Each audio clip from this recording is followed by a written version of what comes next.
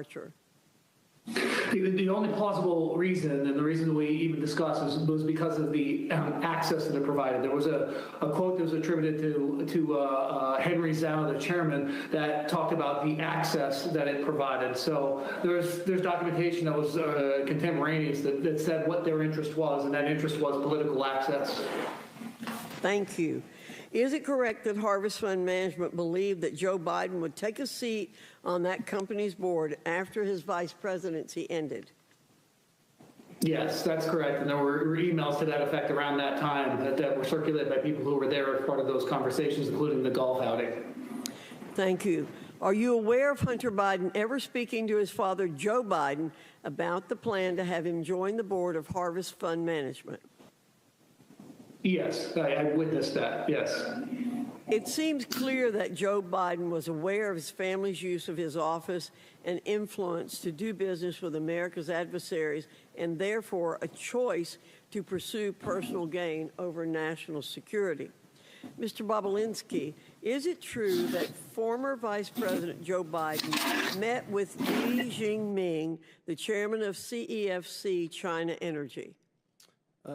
It is based on Rob Walker saying yes to that in a transcribed interview. I personally was not at that meeting. When did this meeting take place based on what Mr. Walker said? Yeah, in my understanding, it would have been February 2017. After they had a meeting in Miami, I believe James Gillier got on the corporate jet of CFC and flew with Yi Jianming and Director Zhang to D.C. in preparation for that meeting. After this meeting with former Vice President Joe Biden and Chairman Yi, were any payments made to the Biden family or associates? Yes, well, it gets to that point of obfuscation. $3 million was wired to Rob Walker's account on March 1st. Actually, they sent two wires. The first wire got kicked back, and then they sent a second wire on March 1st, 2017 to Robinson Walker, LLC. And then, as your committees walked through today, they parsed that out to the Biden family in numerous different payments. Thank you. Mr. Chairman, it is clear that Joe Biden is the common element in all of Hunter Biden's attempts to do business with China. There's a pattern emerging that the Biden family and associates, including Joe Biden himself, deliberately chose personal gain over the safety and best interest of the very Americans Joe Biden was elected to serve, protect, and defend. With that, I'll yield the balance of my time to Mr. Gates.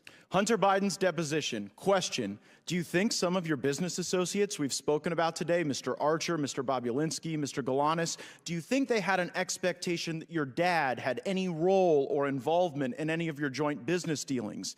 Answer from Hunter Biden: not an expectation from me. There was never a single time I can remember saying, hey, we'll get my dad involved. Hey, let's get my dad on the phone. Hey, let's, what can we get out of dad for this? Mr. Galanis, what's your reaction to that testimony from Hunter Biden in light of you describing the Biden lift? I think it's patently false. It's belied by emails, and I think that there's documentation that says that that's just an untruthful statement.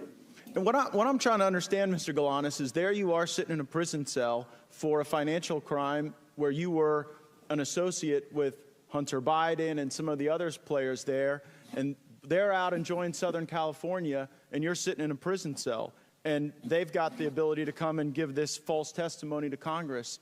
Is it your belief that the Biden Justice Department retaliates against people who speak out against the Bidens and their crimes?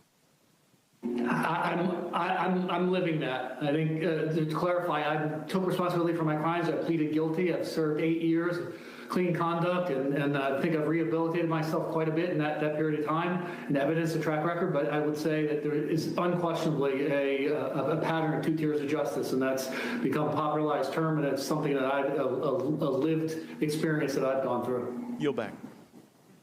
Before I recognize Mr. Waltz, for what purpose does Mr. Biggs seek recognition? I want to include an article in a record. The article is entitled, Tlaib renews her, quote, impeach the MFer, close quote, call against Trump. Without objection to order, for what purpose does Mr. Gates seek recognition? Mr. Chairman, I seek unanimous consent to enter into the record the press release from the Department of Justice. Lev Parnas sentenced to 20 months in prison for campaign finance, wire fraud, and false statement offenses. Without objection, so ordered. Chair now recognizes Mr. Waltz from Florida.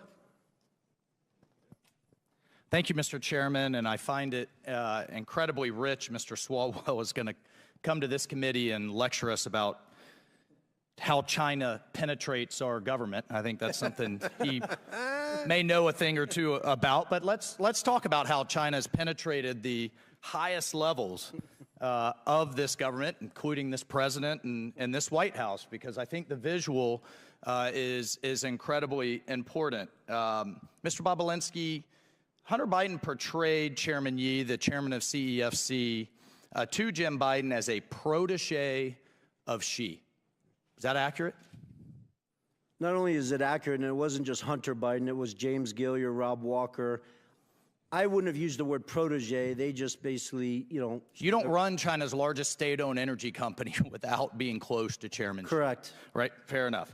And by the mid-2000s, Chairman Ye ran a business empire estimated, as much as you can estimate a Chinese state-owned enterprise, tens of billions, including, and from a national security standpoint, this is the critical piece here, including implementing China's Belt and Road Initiative, not just all over the world, right here in the United States. Is that accurate? 100%. So CFC was effectively the shadow arm of the Chinese government deploying tens of billions of dollars around the world, very well documented. At its peak, I think it was doing $50 billion of revenue per year, one of the top 5 largest. Debt diplomacy, where they are taking electrical grids, they are bribing officials, they take as collateral, not just grids, ports, airports, key infrastructure that the Chinese government could then leverage and use against any country, but also here in the United States. I mean, that's how the Belt and Road Initiative works. Heck, I was just in the Armed Services Committee with the commander of Indo-PACOM, our Pacific Command, talking about how China is basically gobbling up infrastructure around the world, including here. So by the mid, 2015, 2016, Hunter Biden's developed a very lucrative business relationship. By 2017, Hunter Biden's forged such a partnership with Chairman Ye that he planned to share an office space with him and then just removed Vice President Biden at the House of Sweden in Washington, D.C., correct? Correct. So here's what's interesting, and building on Chairman Fox's questions, within days of him leaving the vice presidency, ostensibly for work performed, $3 million flows through these shell companies that we've depicted here. I mean, you could see how complicated this is, but the key piece is the flow to Hallie Biden, to Jim and Sarah Biden, to Hunter Biden and his various affiliates. And the kicker here, Mr. Chairman, is that we know Hunter is then complaining about paying all his dad's bills. He's complaining to the other relatives saying, you freeloaders, I'm having to use all this money to pay the big guy's bills, house renovations and all kinds of things, correct? Correct, and it's important for the American people to understand the $3 million was 3 of $20 million that the Bidens expected to be paid for the work in 2015 and 2016. Mr. Chairman, and that's not just my word, that is documented. That's all documented, bank records, text messages, emails. Mr. Chairman, Bob Menendez's wife can't get paid by the Egyptians and then provide that money over to pay Goldbar Bob's, Senator Menendez's bills. I can't have my daughter get paid by, I don't know, Kazakhstan, Russia, and China and then pay my bills. Sure. And we know also that they had commingled funds with the Vice President of the United States. When we talk about crimes, let's talk about the crimes. We know he perjured himself. That's a crime. We know he was acting as a foreign agent. And was he registered under FARA? Was he registered as a foreign agent? Not that I'm aware of. Was his dad complicit in him acting as a foreign agent through meetings and dinners and what have you? That's crime. 100%. That's crime number 2. He was clearly acting in that capacity. We have the Foreign Corrupt Practices Act, and we already have them thanks to the work of this committee for tax evasion. So, Mr. Chairman, there are multiple crimes that this committee has established ample evidence. We must move to impeachment. We cannot allow this to stand. And I look forward to seeing those references to the Department of Justice's. For this alone, this is a critical national security issue. The Chinese Communist Party call it the princelings. They don't go after the principle they want to influence. They go through the sun. And it is right out of their playbook, and they've done it at the highest levels of the United States government. I yield my time. Very good. Mr. Chairman, I just have a couple of UC requests, if that's all right. Proceed. One is from Devin Archer's transcribed interview testifying that Joe Biden had nothing to do with any of Devin Archer's business ventures with Hunter. Second is the declassified intelligence community assessment from the National Intelligence Council, March 2021, detailing efforts by Russian actors to interfere in the 2020 U.S. elections. And finally, most importantly, the U.S. District Court decision from the Southern District of New York in United States versus Galanis, where Mr. Galanis was described as a con artist who wanted to be in business with Hunter Biden but never was, and how they thought that they could add layers of legitimacy to their con operation. If I could have those introduced. Without objection, so ordered. Now the chair recognizes Mr. Gates from Florida. You're a serious business person, Mr. Bobulinski, right? I am. Unlike the convicted felon next to you, you've served in the military, right? Correct. You've done big deals. Correct. Complicated deals, deals that involved foreign businesses, right? Correct. And so what I'm trying to figure out is when you came to realize that you showed up at the wrong party. Because you kind of strike me as a guy who showed up to do a legitimate business deal, and you ended up instead at a bribe. And so as you're looking at CEFC, as you're having this meeting with Joe Biden, as Hunter Biden is introducing you to his web of contacts, when did you go from serious businessman Tony Bobulinski working to make a buck in a capitalist system to a guy worried that you had been unwittingly ensnared into Hunter and Joe Biden's bribe operation with the Chinese Communist Party? I appreciate the question. It wasn't an aha moment. It was more of a process. I am a serious businessman, demonstrated by the different deals I've done around the world and the success of them. But it started, remember, the Biden family wasn't my entry into this. James Gillier, who I'd known for over 10 years, who traveled the world doing business, kept trying to get me involved. I really had no interest. I sat down in the spring of 2017 to walk through things, and then I quickly put together two businesses, Sinohawk and Oneida. After the meetings in Los Angeles with Hunter and Joe Biden, it started to sort of, bells and whistles started to go off when Jim Biden used the term plausible deniability. Plausible deniability is the first moment, straight from the lips of Jim Biden, right on the heels of your discussion with Joe Biden, where you start to think, this might not be legit. Correct. And my lawyers at the time could attest to that because I reached out to them saying, listen, I'm a former naval officer. I held a Q security clearance. I couldn't collect, somebody couldn't take me to dinner for $50.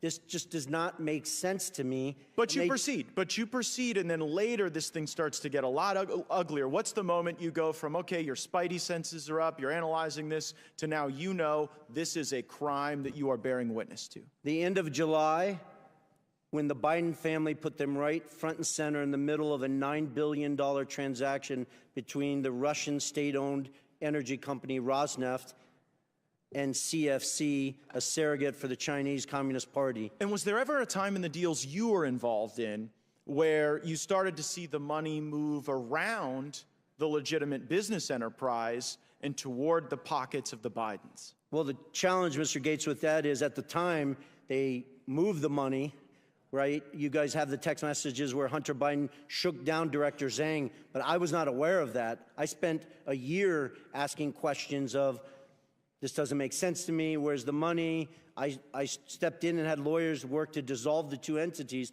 I didn't know till years later that they had defrauded me, they had gotten paid all this money, and all this craziness. The amount of it just seems pretty simple. This is either a bribe or a business. It was a bribe from the Chinese Communist Party. And I don't say that lightly. There's 1,200 pages, 8 days of testimony in the Southern District of New York. I encourage everyone watching me, hearing me say this, they're publicly available. Go read them. Our Department of Justice outlines in intimate detail the corruption and bribes that CFC was deploying to political officials all over the world. It wasn't so just in I'm the here United to States. believe that they did this in every other country, but with the Biden family, it was pristine. It was an actual clean business. That's absurd. And you came to know that, and that's when you blew the whistle, right? That's when you started to get worried, when you saw Joe I Biden. stepped away from it. There's the whistleblowers. I can't give them kudos enough for the bravery and the risk they put their family in. They publish stuff where I am voicing the concern of the Rosneft deal. And you directly to animated them. your concerns when you saw that this wasn't just a corrupt bribe, a corrupt business deal happening to a guy who used to be vice president. When you see that Joe, everyone's made a big deal like you're a bad guy that you showed up at the debate, or you're trying to give life to these facts that you've observed, that it's so bad that you did that during a political contest. But observing this, it kind of seems like it would be unpatriotic for you to stay quiet. Of course. And so, I mean, Joe Biden running for president clearly motivated the Chinese to consummate this bribe. Did it also motivate you? Well, I didn't want to go public. I wanted to simply unload all the facts, personal experiences. It's funny, there's 18 people on this committee with law degrees, including, I think, Mr. Swalwell. Evidence, firsthand testimony, is the most powerful evidence you have. I've given it, Mr. Galanis has given it, along with a whole host of other witnesses. Then, on top of that, I have thousands of documents and pages of legals and stuff like that. That's what's I interesting, wanted to Mr. simply Bobulinski. give this information. Yeah, Congressmen and senators. No and one let them do questioned their any of your job. facts. Yeah. No one brought a single piece of evidence that even for a moment discredited any of the truthful testimony that you've given us. No, I see they my did time's not. expired. I yield back. Gentleman yields back. That concludes our questioning. Again, want to thank the witnesses. We are going to close now, and I will yield to the ranking member for a brief closing statement. Great, and I'll take an extra 32 seconds as Mr. Gates did. Well, and while we're on Mr. Gates, he seemed to be upset about a couple different things. One was fraud, which was fascinating to me, given that his hero, Donald Trump, has just been convicted civilly of bank and insurance fraud in New York in a civil case, and now owes, I think it's $454 million, unless that's gone up with interest. I think he's having a hard time making that, but I'm sure that Mr. Gates' constituents will help him out as they're shaking down Republican voters. You can pay either for Donald Trump's criminal lawyers or his civil lawyers. That's the big political choice, I suppose.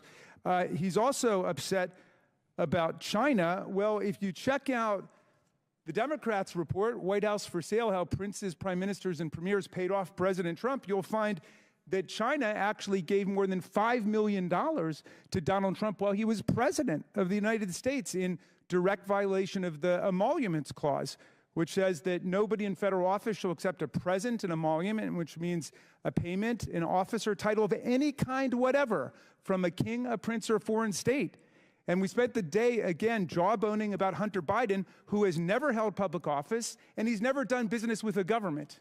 And yet we have right in front of us, in front of our very eyes, mammoth corruption, unprecedented U.S. history by Donald Trump as president. And my friends don't say a single word about it, but he wants to lecture Mr. Parnas about the illegal donations he made on behalf of pro-Trump super PACs. I've noticed something interesting with the people who have finally disenthralled themselves and gotten out of the Trump cult, as Mr. Parnas puts it. People like Michael Cohen, Sarah Matthews, Cassidy Hutchinson, Alyssa Griffin. There's articles about them. There are dozens of those people, and I'd be fleeing for the exits now, too. What's so fascinating to me about it is that they don't mind when these people lie for Donald Trump. Then when they get out and start telling the truth, that's when they call them liars for what they did when they worked for Donald Trump. Mr. Parnas, they're not mad that you lied and went to prison for it and did your time. They're mad that you stopped lying for Donald Trump. Absolutely, Congressman Raskin. So when I was a state assistant attorney general, Mr. Chairman, I saw a judge on my very first day of work castigate a lawyer by saying, son, you forgot the very first rule of lawyering. When you go to court, you got to bring the evidence with you. You forgot to bring the evidence. There's no evidence. Hundreds of thousands of pages of documents, dozens of hours of testimony, but not a shred of evidence of presidential wrongdoing, much less an impeachable offense by President Biden. And you're making not just the majority a laughingstock, the whole committee a laughingstock. So it's hurting us. My members are saying, when will they call off this nonsense? So here we are. Again, Mr. Parnas, I want to thank you.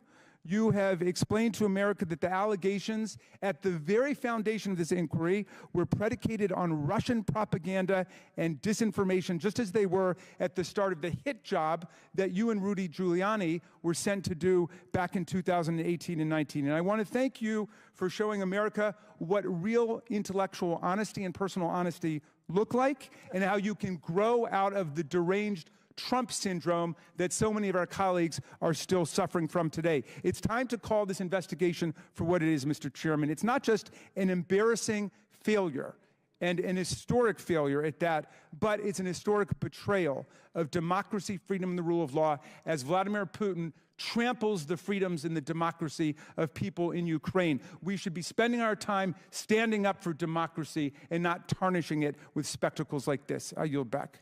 I should have brought my waiters from the farm. I want to thank our witnesses for being here today. Mr. Bobulinski, Mr. Galanis have delivered testimony in front of the American people directly implicating President Biden and his family's influence peddling schemes. Schemes that brought over $24 million into the Biden family and their business associates' pockets. For what? I never heard the minority say what they did or what business the Bidens were in. Mr. Bobulinski and Mr. Galanis have provided documents supporting these claims and provided hours of testimony to this committee. Mr. Bobulinski and Mr. Galanis have not changed their stories. Mr. Bobulinski and Mr. Galanis did not ask for this hearing, but they showed up for it because they have nothing to hide. I also invited Hunter Biden to this hearing, in part due to his own request that he be allowed to provide transparency and testimony before the American people.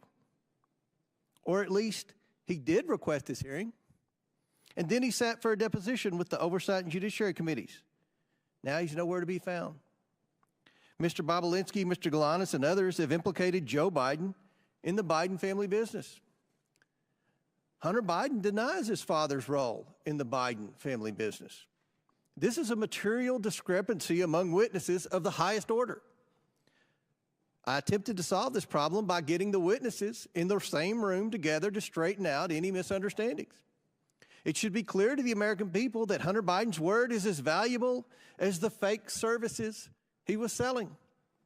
And this committee will not play games or belittle the institution of Congress by allowing Hunter Biden to call the shots about who he testifies with or when he does it.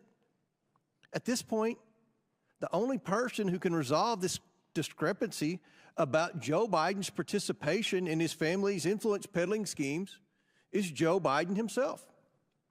As I said at the beginning of this hearing, Joe Biden was either used by his family over and over again and paraded in front of his business partners to rake in millions of dollars, or he knew exactly what he was doing to enrich his family. Joe Biden was either complicit or incompetent. And the American people deserve to know which one it is, which one it was. But neither is acceptable for the leader of the United States. I don't think anyone believes that this is acceptable behavior for the family of the President of the United States to receive tens of millions of dollars from our adversaries around the world, and they can't say one single thing they did to receive the money.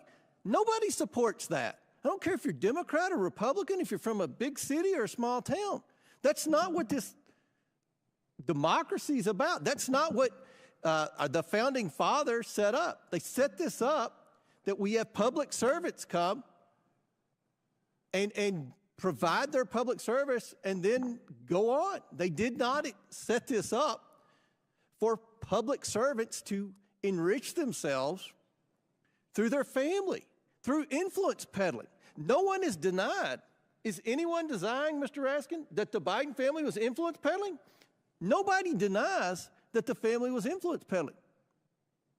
What we have here is a major discrepancy on what role Joe Biden played.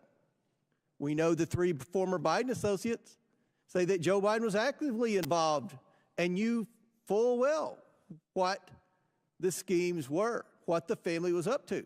But we have Hunter Biden testifying under oath that his dad didn't know. So in the coming days, I will invite President Biden to the Oversight Committee to provide his testimony and explain why his family received tens of millions of dollars from foreign companies with his assistance. We need to hear from the president himself. And I assure the American people that they will be able to evaluate for themselves the president's honesty and fitness for the office he now holds. With that, Mr. Chairman, are you going to invite Donald Trump to come and talk about his violations of the Emoluments Clause? you all have investigated Donald Trump for years, and I'm pretty sure I've read in the paper that there's a lot of investigations of Donald Trump. No one's investigated Well, we Joe impeached Biden. him. You were invited to impeach Joe Biden Are today. you supporting, are you going to work with me to see that Joe Biden comes and answers these discrepancies? I mean, this is a big deal. There's no discrepancies. There's not No been discrepancies. No, there's no evidence at all that he's committed any high crime and misdemeanor. What is it? In closing, I want to thank our panelists once again for their important and insightful testimony today. With that and without objection, all members will have 5 legislative days within which to submit materials and to submit additional written questions for the witnesses, which will be forwarded to the witnesses for their response. If there is no further business, without objection, the committee stands adjourned. The meeting will come to order. I want to welcome everyone here this morning. Without objection, the chair may declare a recess at any time. Without objection, Chairman of the Ways and Means Committee, Mr. Jason Smith of Missouri, Representative Matt Gaetz of Florida, and Representative Eric Swalwell from California are waived onto the committee for the purpose of questioning the witnesses at today's committee hearing. For today's hearing, opening statements will be limited to 10 minutes for the chair and 10 minutes for the ranking member. The chair also notes that points of order pertaining to the engaging of personalities against the president will not be in order for the duration of today's hearing. Given that this is a hearing regarding this committee's impeachment inquiry, members must be allowed to speak frankly. The chair now recognizes himself for an opening statement. Today, the House Committee on Oversight will hear from witnesses who have previously provided information during our deposition and interview phase regarding the Biden family's business practices in China, Ukraine, Russia, and other places around the world.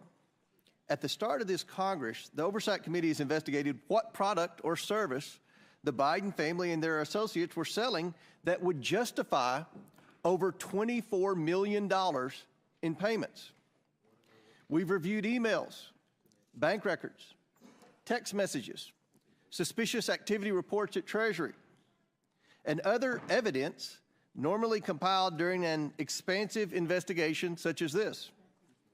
The Oversight Committee has found no credible evidence of the Bidens providing any work product. The committee has identified no legitimate value or document or even one single hour of work the Bidens have provided their business partners. Nothing.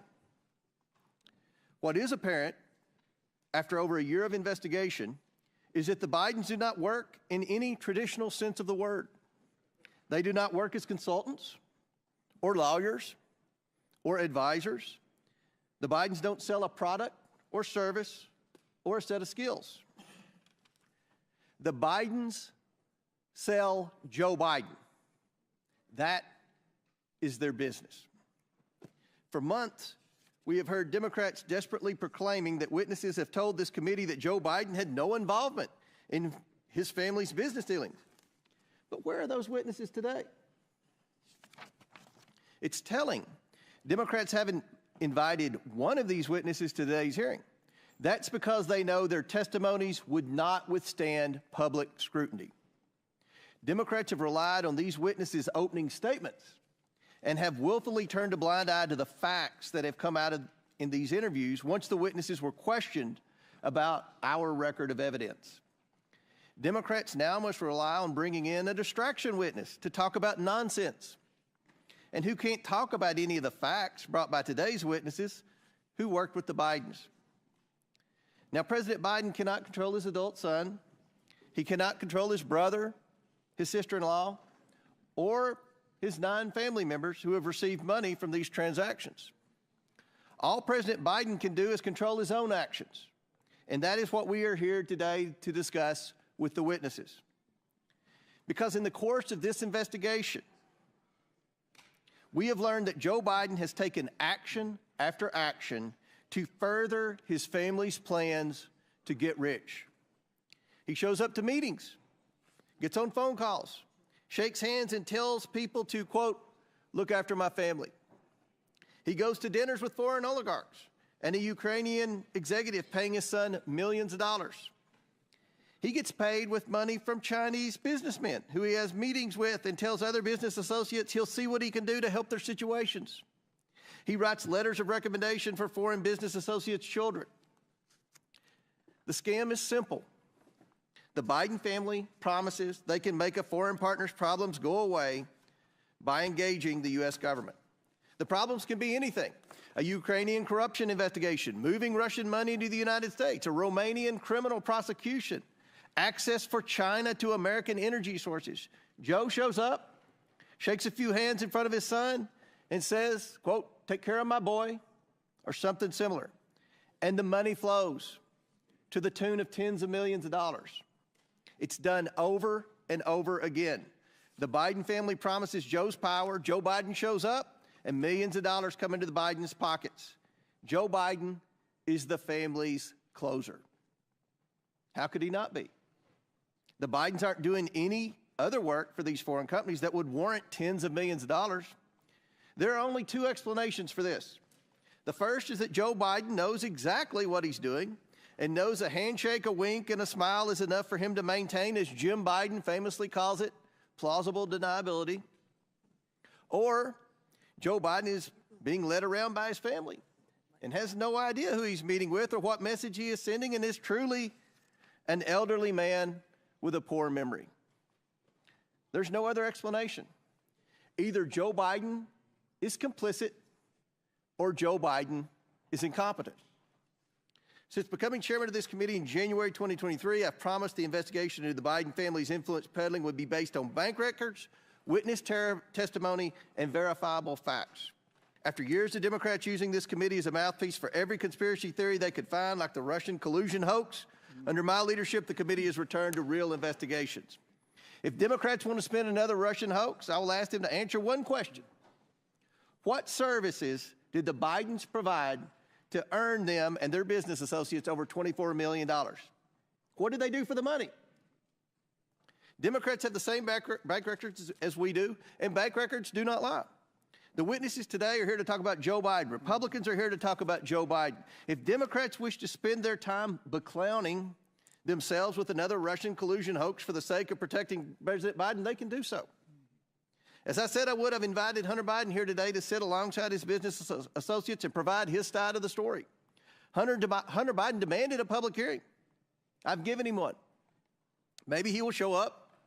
He has said he isn't, but he loves saying one thing and doing another. At some point, Hunter Biden saying one thing and doing another begins to reflect poorly on his ability to tell the truth at all. But this hearing is not about Hunter Biden. This investigation is not about Hunter Biden. It's about Joe Biden and the lies he continues to tell the American people. With that, I yield to Ranking Member Smith, or Chairman Smith. Thank you, Chairman Comer and Ranking Member Raskin. From the beginning of this investigation, we've made clear that we will follow the facts wherever they lead. The facts have led us to 2 conclusions. One, the Biden family has for years traded on Joe Biden's name in order to rake in millions of dollars, often doing so with his direct knowledge and clear involvement. 2, President Biden has been continually dishonest with the American people about his knowledge of his family's business dealings. We have testimony from multiple witnesses that Joe Biden was the brand. He knew what his son and brother were doing and did nothing to stop it. That alone makes him complicit in a scheme to make money off of his public service. But he was not just complicit. He was, as one of today's witnesses has testified, an enabler of this activity. The evidence of the 2 IRS whistleblowers who came to the Ways and Means Committee has been affirmed by volumes of material provided to Congress, by the testimony of others, and even by the Department of Justice, who finally brought charges against Hunter Biden that mirror those called for by the IRS investigators. The evidence obtained shows that, 1, Joe Biden met with his son's business partners on multiple occasions. He used an alias to exchange dozens of emails with his son's bookkeeper.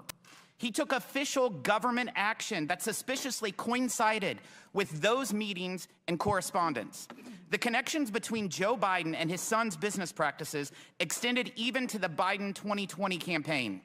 At the height of the Democrat primary, Kevin Morris, a Hollywood lawyer who met Hunter Biden at a Joe Biden campaign fundraiser, paid off Hunter Biden's tax liabilities because there was, in his words, quote, risk personally and politically. If that matter was not swept under the rug, investigators that were interested in pursuing a potential criminal campaign violation were told to stand down. The Biden family relied on the Biden brand so much that evidence has revealed that Hunter Biden believed that, quote, all this stuff, meaning his legal troubles, would all go away when his dad became president. Why did he believe that? Because for years, the Biden family has personally benefited from Joe Biden's position of power. Joe Biden knew this, he did nothing to stop it, and he lied about it. I yield to Jim Jordan. Chairman Jordan. I thank the gentleman. Who planted the pipe bombs on January 6?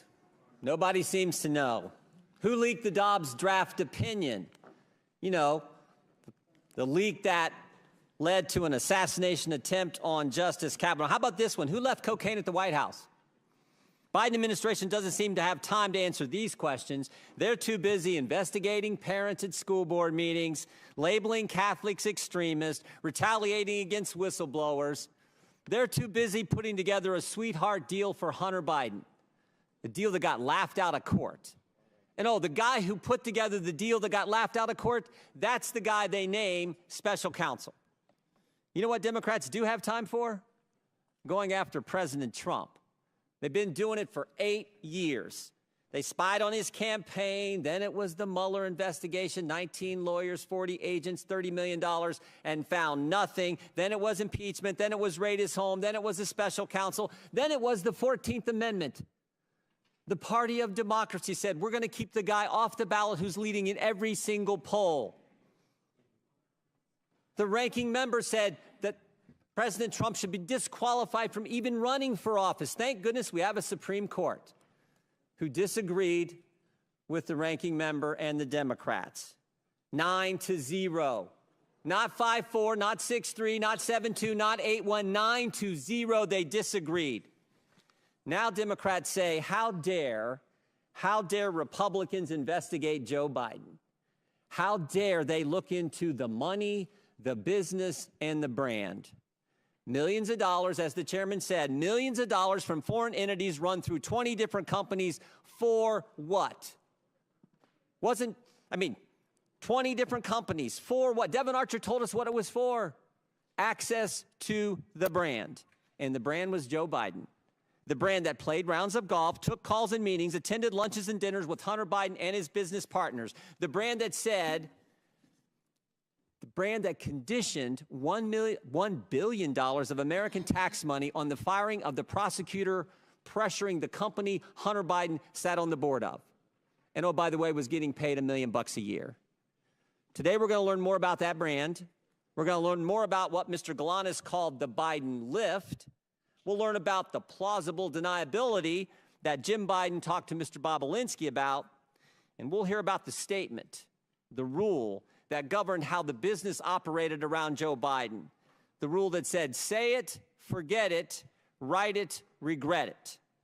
So I want to thank our witnesses for coming here today. They, like the whistleblowers who came to the Ways and Means Committee, are doing it simply because they want the American people to have the truth. I yield back. Gentleman yields back. Chair now recognizes the ranking member for 12 minutes for his opening statement. Mr. Chairman, thank you very kindly. With any luck, today marks the end of perhaps the most spectacular failure in the history of congressional investigations, the effort to find a high crime or misdemeanor committed by Joe Biden and then to impeach him for it. In prior hilarious episodes of this long-running madcap series, America got to see the following.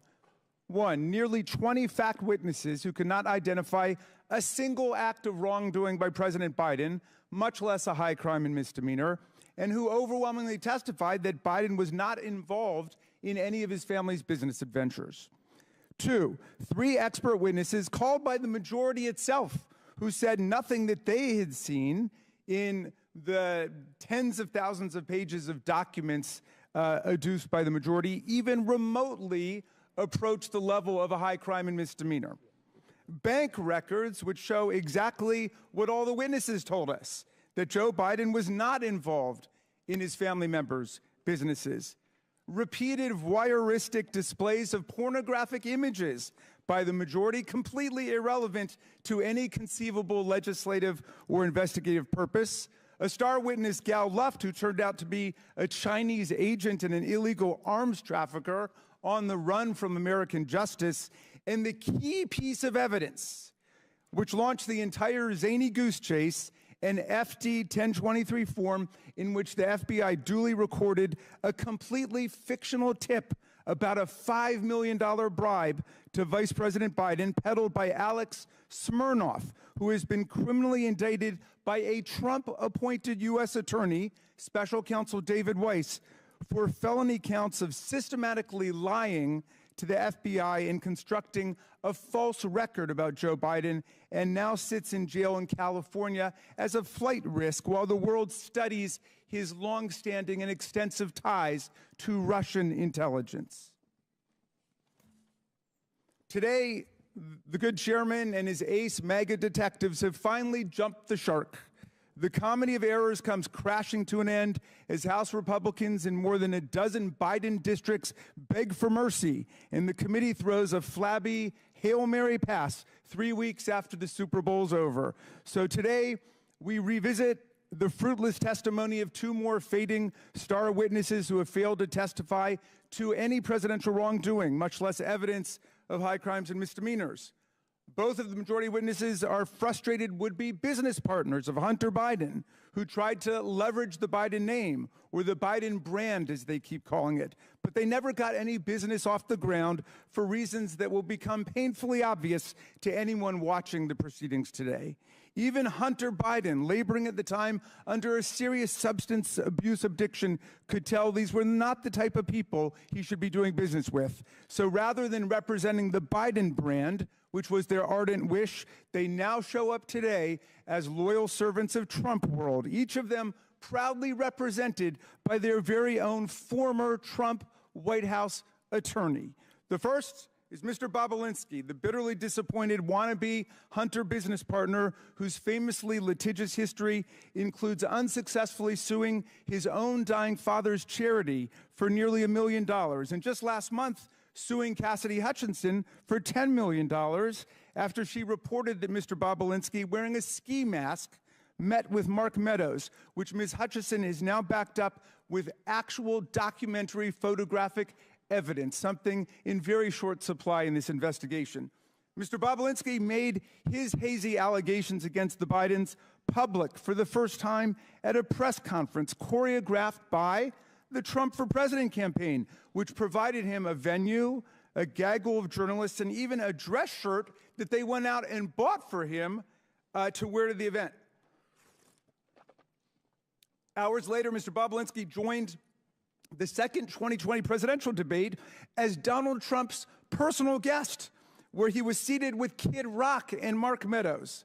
The other star witness, Mr. Galanis, who I believe is appearing by Zoom today, is a serial fraudster and convicted con man, a term I would charitably not use on a witness, except it was explicitly bestowed upon him by not one, but two different U.S. federal district court judges, including the one who sentenced him to over 15 years in prison for defrauding union pension funds, a Native American tribe, and scores of innocent investors. Mr. Galanis was sentenced to pay restitution of over $80 million to his victims. That's a lot of money. That's what Donald Trump was sentenced to pay E. Jean Carroll for in that civil litigation. The very first record of Mr. Galanis' claims against the Biden family appeared, check this out, in the clemency petition that he sent from prison to President Trump.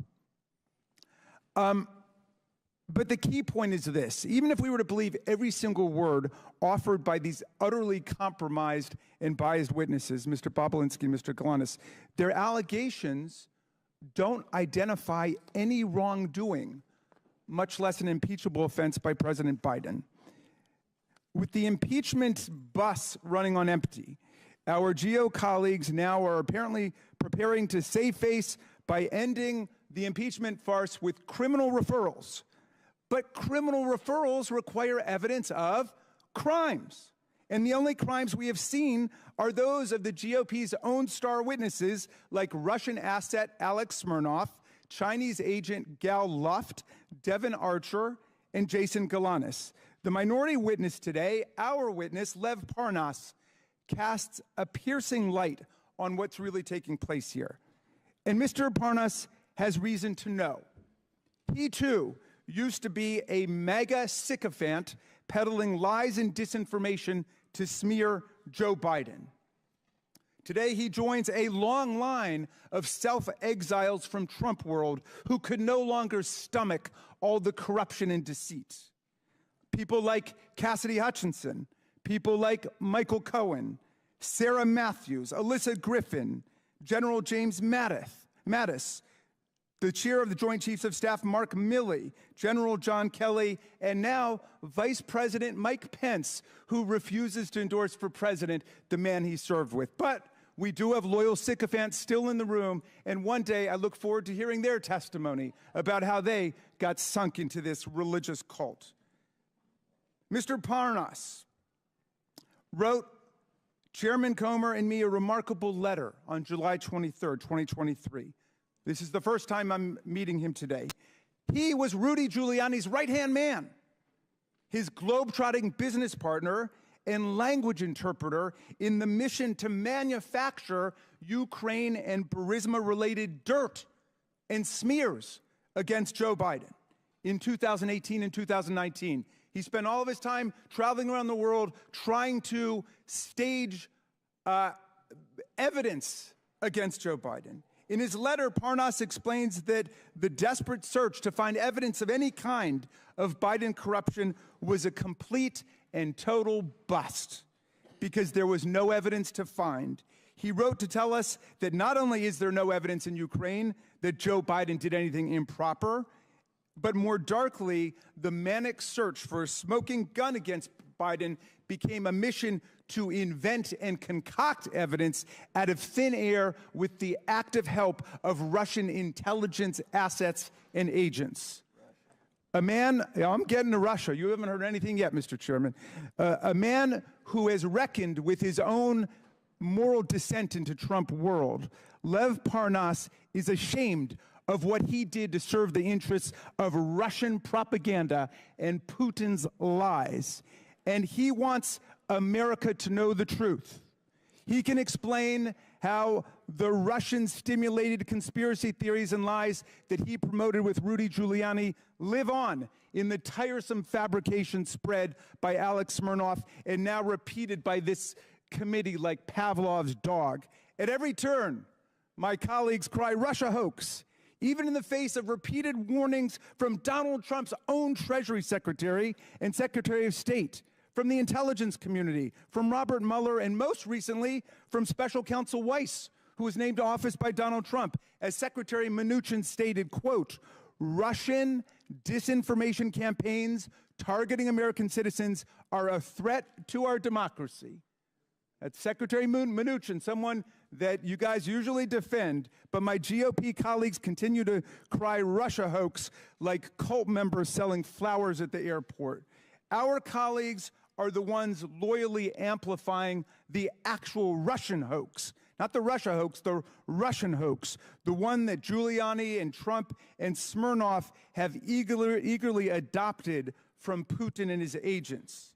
They participate in this hoax while they shamefully block $60 billion in military assistance to President Zelensky and the besieged Ukrainian people 5 years after Trump and Giuliani tried to shake President Zelensky down for counterfeit dirt on Joe Biden. And while they continue to parrot these transparent Russian lies, Vladimir Putin wages his bloody aggressive war on Ukraine filled with atrocities like the mass kidnapping of children and the rape and slaughter of civilians. The MAGA right's wholesale adoption of this Russian hoax and their sellout of the Ukrainian people by the MAGA right is an historic betrayal of democracy, freedom, and the rule of law. But the defense of democracy begins with fidelity to the truth, and the oversight Democrats, America's Truth Squad, against this disinformation is here today to set the record straight.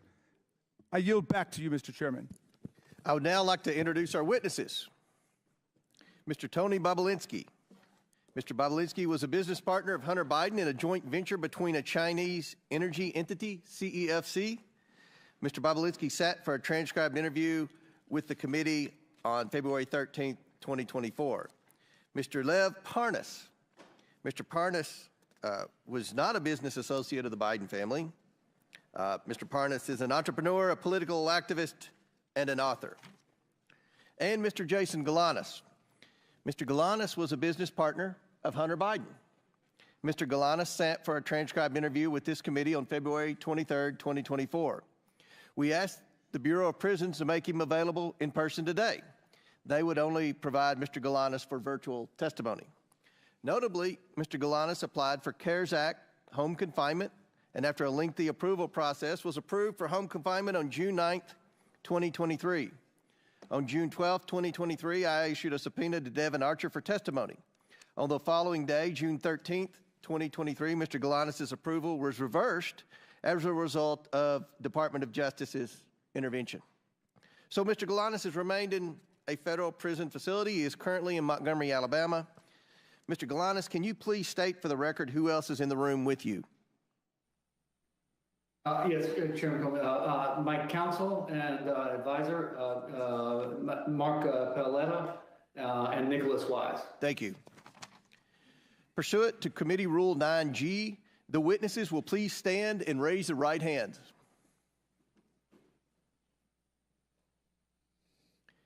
Do you solemnly swear or affirm that the testimony you are about to give is the truth, the whole truth, and nothing but the truth, so help you God? Let the record show that the witnesses all answered in the affirmative. Thank you. You all may be seated. We appreciate you all being here today and look forward to your testimony. Let me remind the witnesses that we have read your written statements and they will appear in full in the hearing record. Please limit your oral statements to 5 minutes. As a reminder, please press the button on the microphone in front of you so that it is on and members can hear you. When you begin to speak, the light in front of you will turn green. After 4 minutes, the light will turn yellow. And when the red light comes on, your 5 minutes is expired, and we would ask that you would please wrap it up as quickly as possible. I now recognize Mr. Bobulinski for his opening statement.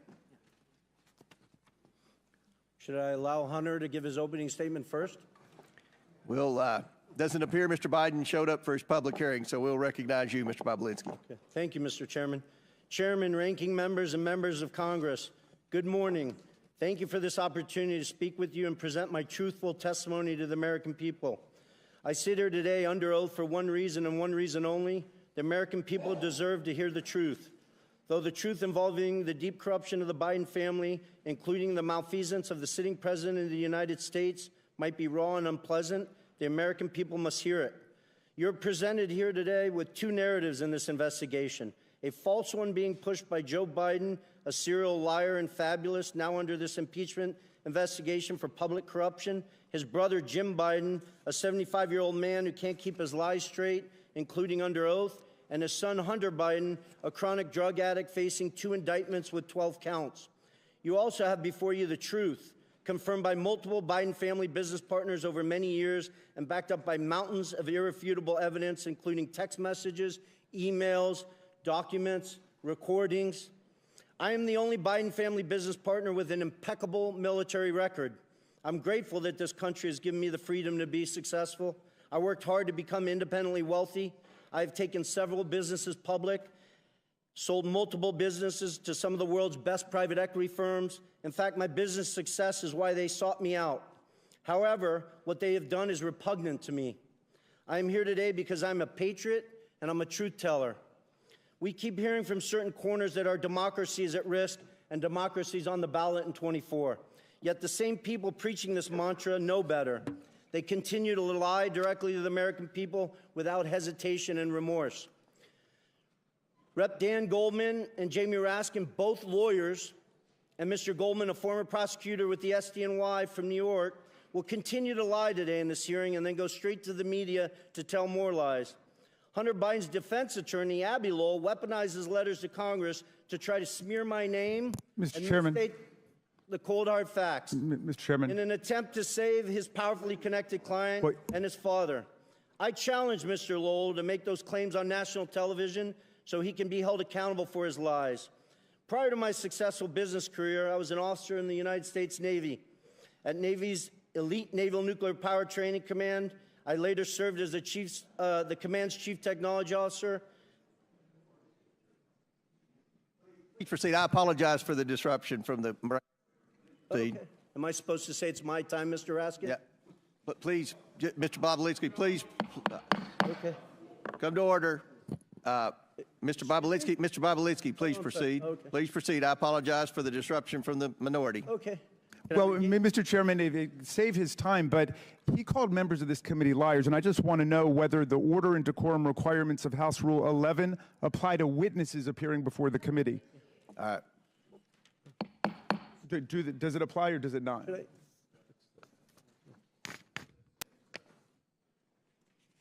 Should I address? I don't.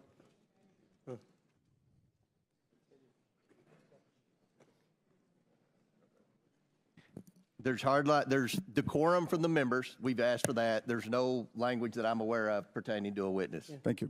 So don't make sure we didn't waste any of his time on the opening statement. Mr. Bobulinski, I'm sorry for the disruption. Please continue your opening statement. I think you, Mr. Raskin, used. We'll make sure it's right. We'll make sure. Okay, great. I just want to restate, make sure the American people hear all these facts. Abby Lowell weaponizes letters to Congress to try to smear my name and misstate the cold hard facts in an attempt to save his powerfully connected client and his father. I challenge Mr. Lowell to make those claims on national television so he can be held accountable for his lies. Prior to my successful business career, I was an officer for over 6 years in the United States Navy's elite Naval Nuclear Power Training Command as a decorated master training specialist. I later served as the commander's chief technology officer, where I held a huge security clearance from the Department of Energy and the NSA. When I left Nuclear Power Training Command, I was the #1 ranked direct input officer in the entire command. And then I jumped into the business world and public markets. While I have made a few contributions over the years to Democrats, such as Representative Ro Khanna, I don't see him, but I hope he shows up today.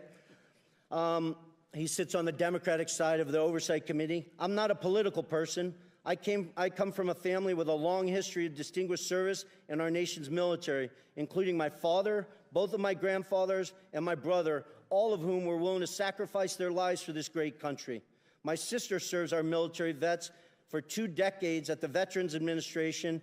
We've lived our life as a family in service to this great country. I hope the American people will pay close attention to this hearing. I also hope they will understand that some members of this committee will engage in absurd attacks and efforts to try to deflect attention from the facts. And I will present today by questioning my integrity and my patriotic duty. You may see me speak passionately at this hearing, but for good reason. Not only was I willing to die for this country, every single male member of my immediate family was willing to die for this country. I want to be crystal clear. From my direct personal experience and what I've subsequently come to learn, it is clear to me that Joe Biden was the brand being sold by the Biden family. His family's foreign influence peddling operation from China to Ukraine and elsewhere sold out to foreign actors who are seeking to gain influence and access to Joe Biden and the United States government. Joe Biden was more than a participant in and a beneficiary of his family's business. He was an active, aware enabler who met with business associates such as myself to further the business, despite being buffered by a complex scheme to maintain plausible deniability. I ask this big question. If there's no evidence of corruption here today, if Joe's conduct and the conduct of his family were fully legal and proper, then why are they so dishonest about it? Not just slight misrepresentations of fact, but deep untruths about the entire corrupt enterprise. Hunter Biden gave his transcribed interview on February 28th and lied throughout his testimony. Here's just one egregious example of Hunter's perjury. He lied to the committee on important details concerning his money demands and threats to CFC in text messages on July 30th and 31st, 2017. He leveraged his father's presence next to him in that infamous text to strong-arm CFC to paying Hunter immediately. Jim Biden also lied extensively throughout his transcribed interview on February 21st and perjured himself. An example of that, on page 100 of his transcript, Jim is asked specifically, do you recall having a meeting with Hunter Biden, Tony Bobulinski, and Joe Biden? Jim's response, absolutely not. The committee was so shocked by his perjury that they asked him the same question multiple times. Each time he denied meeting with me and Joe Biden. After the committee showed him text messages confirming that I met with Joe Biden, Hunter Biden, and Jim Biden at the Beverly Hilton in May 2017, Jim Biden, with a former U.S. attorney lawyer sitting next to him, still denied that meeting took place. Hunter Biden, in his own transcribed interview, confirmed that that meeting took place. Hunter confirmed his uncle perjured himself in front of this committee. I'm simply here to tell the truth to the American people, and I hope each and every one of you, congressmen and women, give me the opportunity to do that instead of focusing on Russia or smearing my family's name or focusing on facts that are irrelevant today. I yield back. Thank you. Mr. Chairman, parliamentary inquiry? Yes. Just 2 points. One is, I believe Mr. Bobulinski went over 2 minutes, 14 seconds. I hope the same courtesy will be We will give Mr. Parnas equal time. Thank you. And secondly, I see that we now have a witness appearing remotely, and I thought that witnesses were required to appear in person under the rules adopted by the majority at the beginning of the Congress. And do we have a new practice with respect to that rule? Because I know that members on our side were denied the ability to participate in hearings that were conducted in Florida and Mississippi and Alabama. We wanted to participate by Zoom. So I hope... And I'll answer that. It requires, to be able to testify remotely, requires a letter from me and and approval from the majority leader, which we have. And I'll enter that letter into the record without objection. Thank you, Mr. Chairman. I hope we'll extend the same courtesy to members of this committee when they can't get to a hearing as in Mississippi or Florida. Thank you much. Mr. Chairman, parliamentary inquiry. State your point. Mr. Chairman, Mr. Bobulinski just referred to text messages that I believe he is referring to photos of a BlackBerry. What's your parliamentary inquiry? State your parliamentary inquiry, because we've got a very important hearing here, and we don't have time for stunts. What's your parliamentary inquiry? It's not a stunt. It's I'm simply asking that Mr. Bobulinski. You don't have a parliamentary inquiry. Chair now recognizes Mr. Parnas for equal time. Mr. Chairman, Chair recognizes Mr. Parnas. Does the committee have the text messages that Mr. Bobulinski? Mr. Chairman, we don't have time for games by Democrats today. We have important witnesses here. This is a credible... I'm asking a question about the important You asked for a parliamentary inquiry. You will have 5 minutes whenever Jamie Raskins gives you, tells me it's your time to speak. Mr. Parnas, the chair recognizes you for equal time that Mr. Bobulinski had, which was 7 minutes. Thank you. Hello. Honorable members of Congress, Chairman Comer, Ranking Member Raskin, and members of the Oversight Committee. I am humbled and thankful before you to show up before you today. I came to the United States from Odessa, Ukraine in 1976 when it was still the former Soviet Union. My mother and father and sister and I had left the Soviet Union, escaping anti-Semitism and persecution. While in Rome en route to Israel, my sister and I won the most important opportunity that we have ever been given. We won a U.S. green card lottery. My family came here with literally no more than shirts on our back and the hopes of rebuilding our lives in the land of freedom. I say this to you because I love this country. From shortly after my arrest on October 9, 2019 to now, I have been trying to share the irrefutable truth with you. The American people have been lied to by Donald Trump, Rudy Giuliani, and various cohorts of individuals in government and media positions. They created falsehoods to serve their own interests, knowing it would undermine the strength of our nation. From November 2018 to October 2019, I was a key participant and a witness to numerous efforts to prove that Joe and Hunter Biden were linked to corruption in Ukraine. Rudy Giuliani, on behalf of then President Donald Trump, tasked me with a mission to travel the globe, finding dirt on the Bidens so that an array of networks could spread misinformation about them, thus securing the 2020 election for Donald J. Trump. Ironically, when I was arrested, my original indictment linked me to an individual referred to as unindicted co-conspirator 1. We now know this individual to be Congressman Pete Sessions, who sits on this very committee today. Today, I ask you to consider the following. In nearly a year traveling the world and interviewing officials in different countries, I found precisely zero evidence of the Biden's corruption in Ukraine. No credible source has ever provided proof of criminal activity, not the FBI, CIA, nor the NSA. No respectable Ukrainian official has ever said that the Bidens did anything illegal, including former President Poroshenko and former Prosecutor General Yuri Lutsenko. Even when CEO of Burisma, Mykola Zlochevsky, was offered a deal by Rudy Giuliani in exchange for information on the Bidens, he provided none, because there is none. The only information ever pushed on the Bidens in Ukraine has come from one source, and one source only: Russia and Russian agents. The impeachment proceedings that bring us here now are predicated on false information spread by the Kremlin. Everyone involved knew they were sharing lies. From Trump and Giuliani's shadow diplomacy, through my missions to Ukraine and elsewhere, to members of a BLT team, a group convened for the sole purpose of investigating and damaging the Bidens.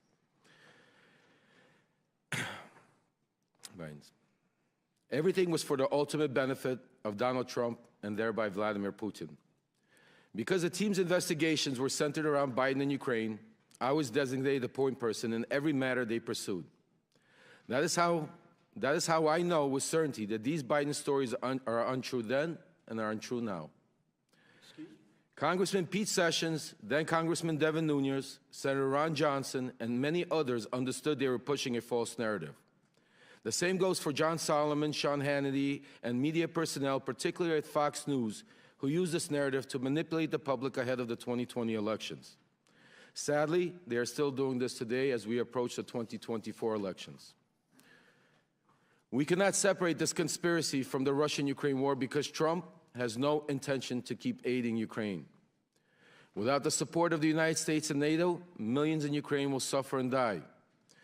If we allow Russia to defeat Ukraine, eventually that suffering will reach American shores. Today, I admit my own wrongdoings. I have been a convicted federal election campaign and fraud crimes and served my sentence. I do not hide that from reality. It is part of my truth. Despite rigorous attempts by those in power to silence me, I will be silenced no longer. Thank you to the committee for allowing me to speak. I look forward to answering any and all of your questions. Thank you. Chair now recognizes Mr. Galanis for his opening statement. Chairman Comer, Ranking Member Raskin, and members of the committee, my name is Jason Galanis. I was a business partner of Hunter Biden and Devin Archer, among others, during the years of 2014-2015. Our business included acquisitions of 85-year-old Wall Street firm Burnham & Company, the $1.5 billion surviving division of Drexel Burnham Lambert. Our objective was to build a diversified private equity platform, which would be anchored by globally known Wall Street brand together with a globally known political name, Biden. Our goal, that is Hunter Biden, Devin Archer, and me, was to make billions, not millions. The entire value add of Hunter Biden to our business was his family name and his access to his father, Vice President Joe Biden. In 2014, we believed that the Burden enterprise would be significantly enhanced by forming a partnership with Harvest Fund Management, a $300 billion Chinese financial service company closely connected to the Chinese Communist Party. This effort was led by Hunter Biden's contact with Henry Zhao, the Harvest chairman. Mr. Zhao was interested in this partnership because of the game-changing value add of the Biden family, including Joe Biden, who was to be a member of the Burden Harvest team post-vice presidency. My lawyers provided the committee a drafted email dated August 23rd, 2014, drafted for Hunter Biden that reflects this understanding. It states, and I quote, "Michael, please also remind Henry Zhao of our conversation about a board seat for a certain relation of mine. Devin and I golfed with that relation earlier this week, and we discussed this very idea. And as always, he remains very, very keen on the opportunity," end quote. I'm certain that this phrase, a certain relation of mine, refers to Vice President Biden. Devin told me about this golf course conversation shortly after it happened. Ultimately, this paragraph was deleted from the final version, with Hunter following our general rule of thumb on business deals: say it, forget it, write it, regret it. Further to that, I recall being with Hunter Biden and Devin Archer at the Peninsula Bar in New York, where Hunter took a call from his father and told him things were going well with Henry Zhao and Harvest, and that he might need a little help getting across the finish line. It was not the only time I heard Hunter speak with his father for business reasons. I was present when Hunter called his father on May 4th, 2014 on a cell phone, put it on speaker mode to have him say hello to Yelena Baturina, a Russian oligarch and an investor in Rosemont projects, and her husband, Yuri Luzkov, the former mayor of Moscow. Devin Archer was also there. Hunter said, quote, I'm here with our friends. I told you we're coming to town, and we wanted to say hello. The vice president said hello, some pleasantries, and I hope you had safe travels, and then said, quote, okay, you be good to my boy. Hunter responded by saying, everything is good, and we are moving ahead. The vice president said something about, quote, being helpful, and Hunter ended the call by saying he was going to call his father later. Before this call, Hunter sat next to Yelena Baturina at a table, and I heard him speaking on business matters generally. A few days after this May 4th party, an email my lawyer provided to this committee shows that Devin had confirmed Ms. Baturina was committed to a, quote, hard order of $10 to $20 million in a Burden investment banking client. In an effort to build this financial platform, I engaged in unlawful conduct. Our companies were entrusted with $11 billion of union pension fund money, whose trust I betrayed. I pleaded guilty. I've had 8 years in federal custody to reflect on my actions. I'm profoundly sorry for committing these crimes. I deserve the lengthy sentence I received. Nevertheless, as I set out more fully in my full statement, I believe the SDNY prosecutors did not indict Hunter Biden on the same deal for political reasons, despite then available documentation that we were partners, were involved in decision-making that involved illegal self-dealing, and all of us had financially benefited from these schemes. In fact, Hunter Biden and Devin Archer's company, Rosemont Seneca Bohai, received $15 million from the tribal bonds fraudulent scheme to be invested in the Burnham Group. I've offered to supply this information to the government about Hunter Biden's crimes, but the prosecutors have been uninterested.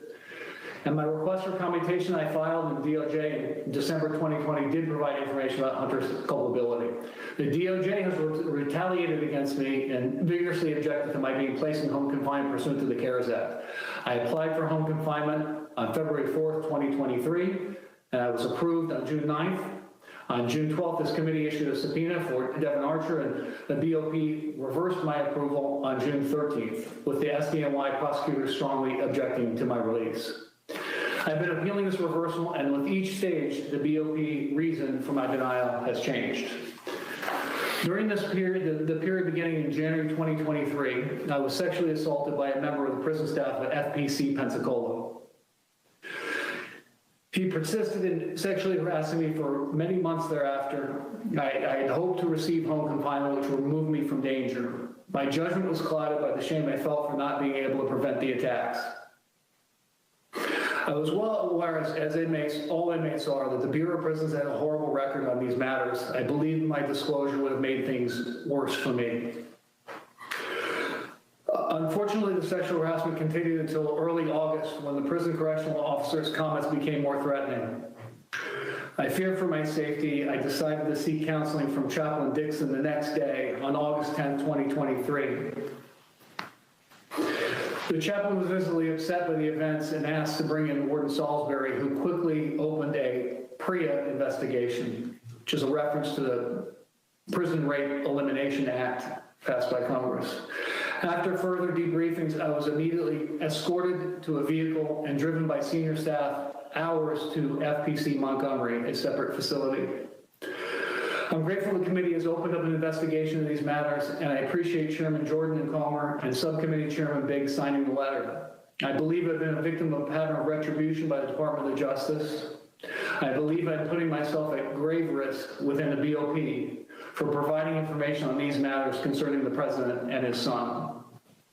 I've been treated professionally at Montgomery. I want to thank Case Manager Coordinator Anthony Barnes and Warden Randy Keys for their help in facilitating access to my attorney prior to this interview. Thank you, Mr. Galanis, and I want to thank all the witnesses again for being here today.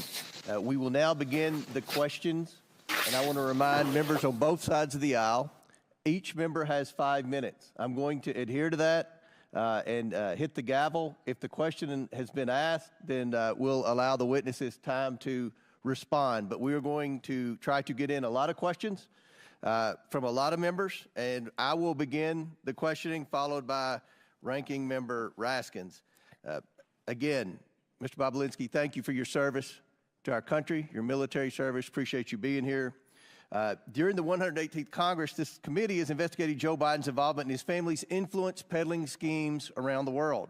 So let's start with that. Mr. Bobulinski, was Joe Biden involved with any of your business dealings with Hunter Biden and James Biden? Was Joe Biden involved in his family's attempts to sell their access to him? You set out a form to form a legitimate business. You set out to form a legitimate business with the Bidens. Did you come to find out that the Biden family had no interest in doing real business? I did. Mr. Galanis, are you aware of any times Hunter Biden used Joe Biden with Joe Biden's knowledge to benefit their business associates? Yes. Which business associates? Elena Baturina, Russian oligarch, testified about. Russian, Chinese, Chinese fund manager, Henry Zhao, and Nikolai Zlochevsky, a Ukrainian oligarch, oil and gas oligarch. Okay. Now that we've established that Joe Biden was involved in his family's business dealings, I'd like to turn to the financial records we've subpoenaed. One major point my Democrat colleagues downplay is how much money the Bidens accumulated from foreign business ventures in such a short period of time. We have over $24 million to the Biden family and their business associates from 2014, while Joe Biden was vice president, to 2019. Mr. Bobulinski, there came a time when you were attempting to raise $10 million from the Chinese to pursue an actual business deal, a real business deal. But it wouldn't be correct to say this was a $10 million deal, would it? What did the Bidens conceive of the business with the Chinese becoming?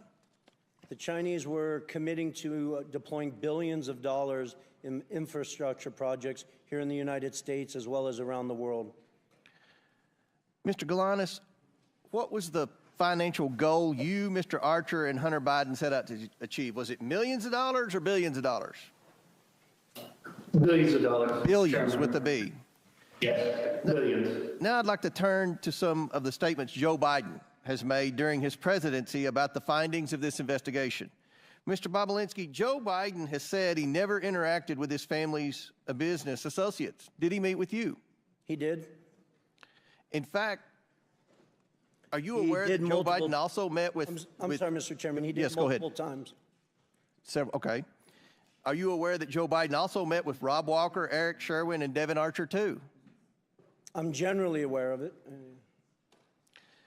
Mr. Galanis, as you discussed earlier regarding Yelena Baturina, the Russian oligarch. You were present for Hunter Biden calling his then Vice President father with the Russian oligarch, Yelena Baturina. Present, correct? That's correct. You also were present for Hunter Biden's conversation with his father about a board seat on a Chinese company board. Is that correct? I was present for a call when Chinese transactions discussed, yes.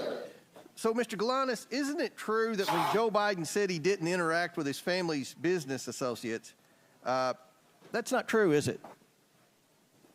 I believe it would be misleading to the point of being an untruth. I want to touch on the fact about the absent seat in the middle. Hunter Biden has chosen not to attend today's proceedings. I've given Mr. Biden exactly what he asked for before his deposition. It's clear that Hunter Biden knows his testimony would not withstand public scrutiny. Joe Biden has not been truthful about his participation in schemes to sell access and influence. And today's witnesses will show the American people a side of the story that the president and his allies on this side of the aisle are eager to hide. Mr. Bobulinski, can you tell us about your meeting at the Beverly Hilton with Joe Biden? The short version or a long version? Long version, but within a minute. Okay. So Hunter Biden, Jim Biden, and Joe Biden were in Los Angeles for a variety of business discussions. Joe was there to speak at the Milken Conference in May of 2017.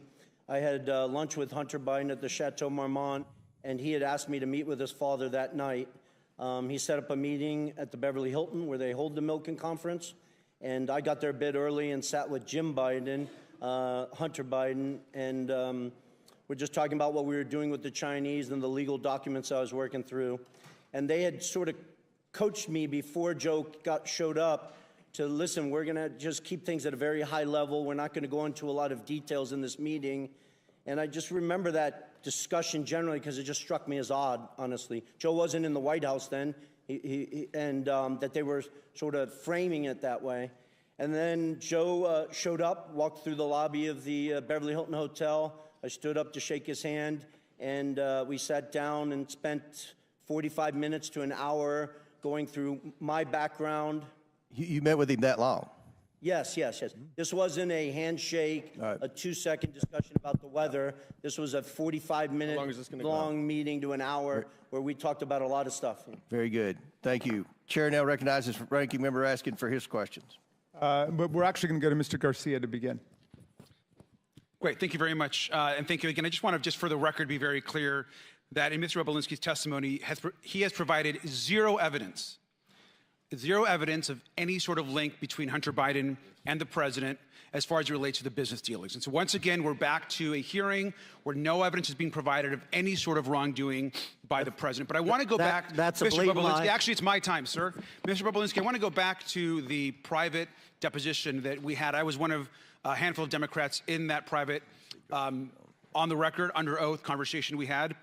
And during that deposition, I asked you a question of which you gave a false answer to, and I want to go back to that. I asked you specifically who got you into the presidential debate that was attended by you and others, and that, of course, was a huge moment in that campaign, and you could not recall. In fact, you said, quote, "I do not recall who got me into the debate." Do you remember telling me that, sir?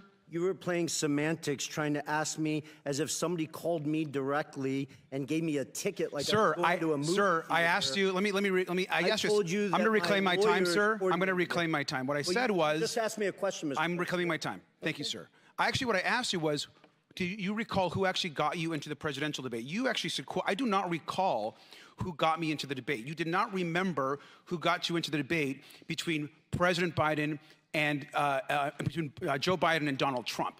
That's not a true statement. Sir, you quoted, "I don't recall who got me into the debate." It's on page 102 of the transcript. You did not ask me whether I was a guest of Mr. Biden. Thank you. I'll reclaim my time. I'm not asking you a question right now. Thank you very much, sir. In fact, here, as was shown by Ranking Member Raskin, we know that you were in the debate actually sitting adjacent and next to Trump officials. When we were confronted again on this same question Mr. Bobulinski, if you were a guest of Mr. Trump's at the debate, you responded and you quoted, once the Wall Street Journal called you out, quote, "Is the Wall Street Journal God or something? Like you act like this is some encyclopedia of fact." And you refuse to still confirm that you were a guest of Donald Trump. So I want to ask you one more time, sir.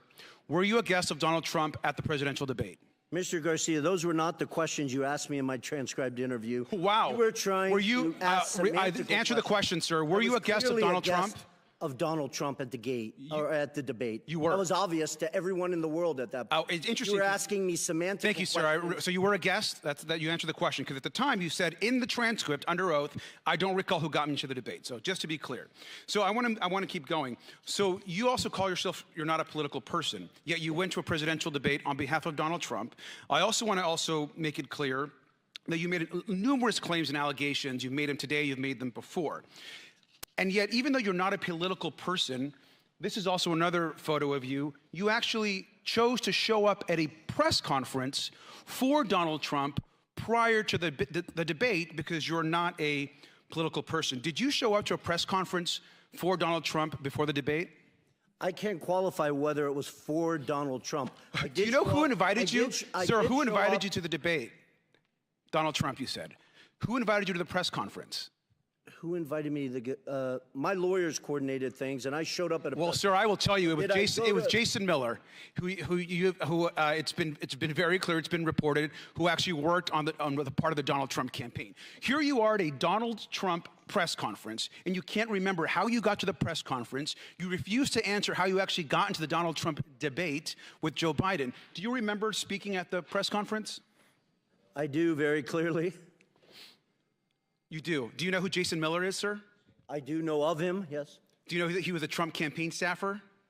Mr. Garcia, you keep asking me semantical questions. You underestimate that I had 3 lawyers around me that were coordinating my travel, where I was going, and stuff like that. Well, sir, interesting. So please stop. Well, I'll reclaim my time. Thank you very much. It's interesting, sir, because you show up to a pre-debate press conference. You show up to a presidential debate, both invited to by a person running for the presidency of the United States. You know the stakes are high, yet you have no idea how you got to the press conference. You don't remember how you got to the debate.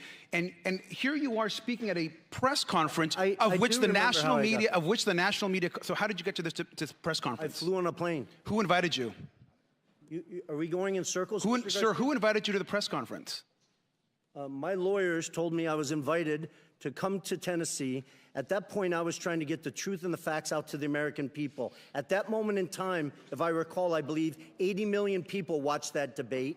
And that was probably the Thank you, sir. I reclaim my time. Well, with that, I think it's very clear for someone that can't remember how I got to a Donald Trump press conference or a Donald Trump debate, you're completely an uncredible witness, sir. Thank you, and I yield back. Gentleman's time has expired. Chair now recognizes the Chairman of the House Ways and Means Committee, Jason Smith, for 5 minutes. Thank you, Mr. Chairman. We've previously heard from 2 IRS whistleblowers that Joe Biden was the brand being sold by his family members. One such example of this could be seen in a June 6, 2017 WhatsApp message where Hunter Biden told a business associate that he was not willing to, quote, sign over my family's brand, close quote, or give them, quote, the keys to my family's only asset. Mr. Bobulinski, can you confirm that President Biden is the brand being sold by his family members? Thank you. During his deposition, Hunter Biden repeatedly testified under oath that his father was not involved in his business in any capacity, and that there wasn't even a connection between his father and his businesses. Here is just one example. Quote, I just state for the record one more time, under oath and under penalty of perjury, my father has never been involved in my business. I have never asked my father to be involved in my business. My father has never benefited from my business, and I have never asked anyone or my father to do anything for the benefit of anyone I've ever done business for, close quotes. Yet the Ways and Means Committee released a WhatsApp message that were provided by the IRS whistleblowers showing that Hunter Biden wrote on July 30th, 27, quote, I'm sitting here with my father, and we would like to understand why the commitment made has not been fulfilled. I'm sitting here waiting for the call with my father. Moreover, you testified that Hunter was not shy about his ability to get his father on the phone. And Devin Archer testified that there were multiple instances in which Hunter placed his dad on speakerphone. Mr. Bobulinski, was Hunter Biden telling the truth when he testified under oath that his father was never involved in any of his business dealings? No, he was not. Those are all blatant lies. We continue to hear claims that President Biden was not involved in his family's business dealings and that he did not benefit from illicit business deals. However, IRS Special Agent Joe Ziegler provided documents to the Ways and Means Committee, 327 emails, many of which involve Hunter Biden and Hunter Biden's business associates. Mr. Bobulinski, do you have any personal experience that leads you to believe that Joe Biden was involved with Hunter Biden's business associates and business dealings? Yes, I do. You want to say a few? To outline how Joe was involved? Yeah. Yes, different congressmen and women keep trying to say that there's no evidence and use the word involved, which is a very opaque language. If Joe Biden was not involved in his son's business dealings, why, after flying all the way across the country to the Milken Conference, where there is next to Davos, is probably the biggest conference in the world, why would he take 45 minutes out of his night? It wasn't a 10 a.m. meeting. It was 10:40 in the evening. He's an elderly man, flew all the way across country to sit with me for 45 minutes to an hour to discuss my background, the business we are doing with the Chinese, his family's background. Speaking of the business with the Chinese, in October 2020, Joe Biden asserted that his family had not earned money through business dealings in China. However, IRS whistleblowers shared evidence that the Biden family made at least $1.1 million from their business with China, including $100,000 in payment from CFC, China Energy, and a $1 million payment in exchange for legal services that were never provided to a CFC official, Patrick Ho. Mr. Bobulinski, do you know whether the Biden family made any money from China? They did, millions of dollars, I think approximately 8 to 9 million. The Biden family has made millions of dollars from China, correct? Correct. And you said at least 9 million? Yeah, I think it's actually over 10 million, but I'll leave those details up to you guys. Thank you. I yield back. Gentleman yields back. Chair now recognizes the ranking member. Thank you, Mr. Chairman. Thank you, Mr. Parnas, for being here today. Your involvement with the real Russian hoax about Joe Biden began in 2018 when, as a big donor and a big supporter of Donald Trump's, you were introduced to Rudy Giuliani, and you began working with him to dig up dirt on Joe Biden, Ukraine. If you can just tell us quickly how you got involved in that. Yes, I was a donor at the time. I became doing business with Rudy Giuliani. He got involved in a business I was doing called Fraud Guarantee.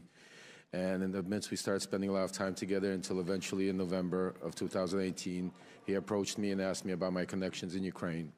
After telling him about people that I knew and things that I heard, at that point, then he wanted me to go to Ukraine to find Viktor Shokin, the prosecutor general.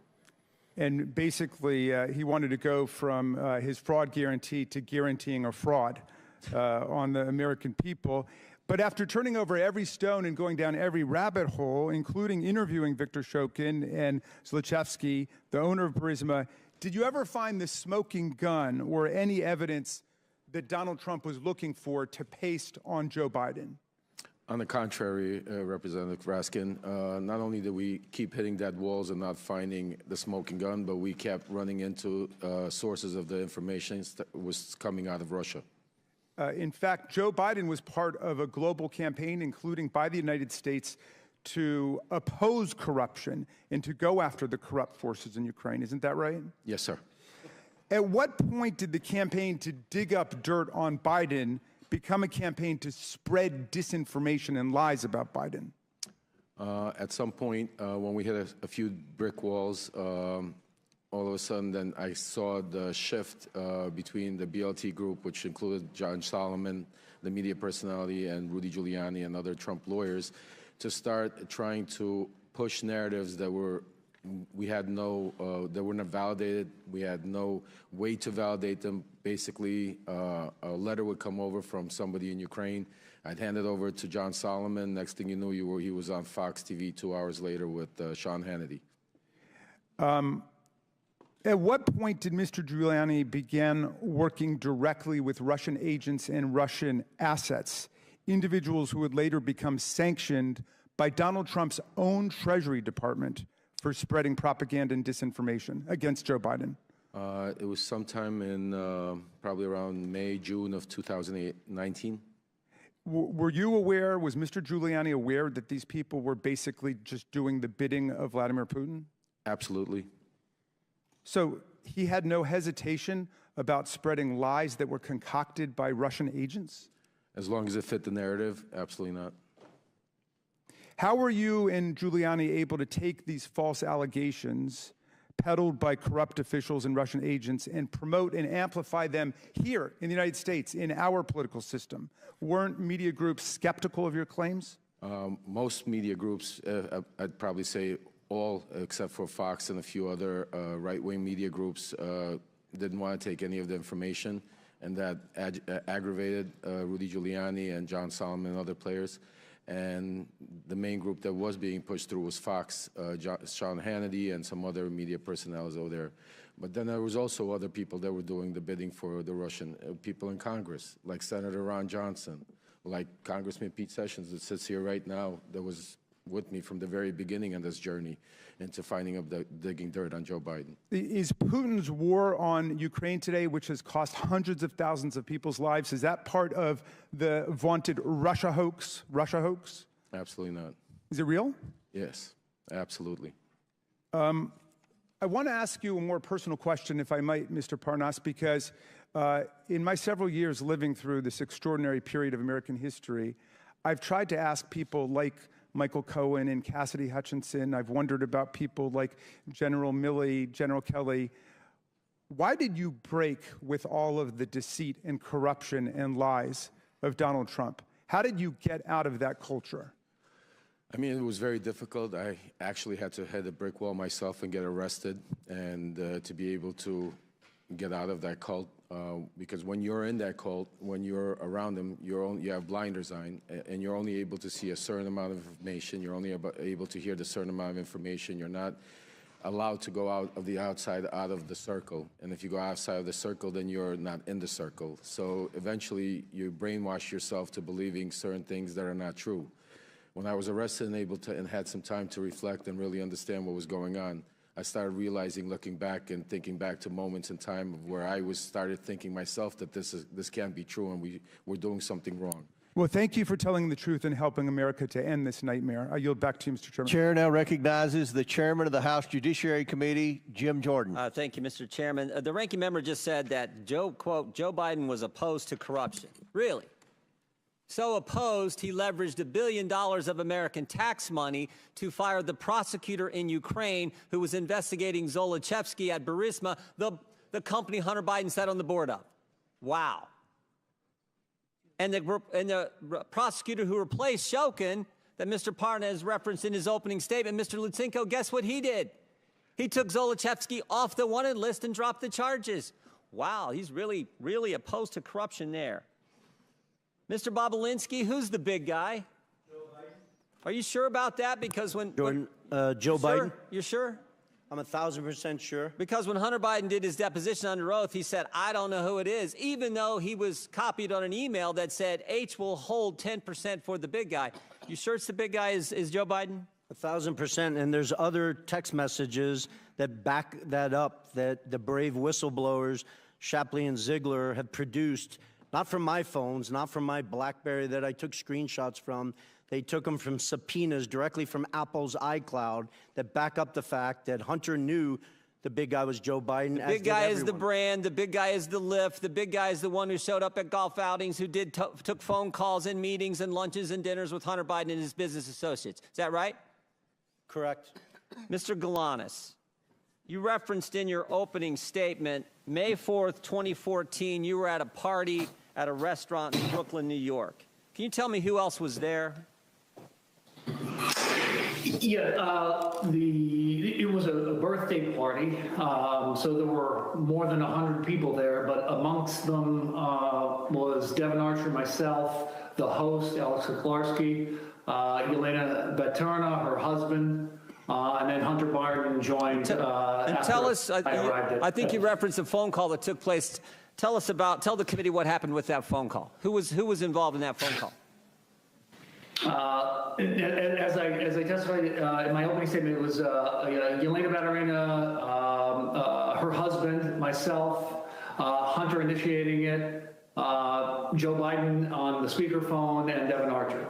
So there was a little pull aside where that group of people you just described were pulled aside, and Hunter Biden called his father's or called the vice president. Is that accurate? That's accurate. And then tell me what was discussed on the call.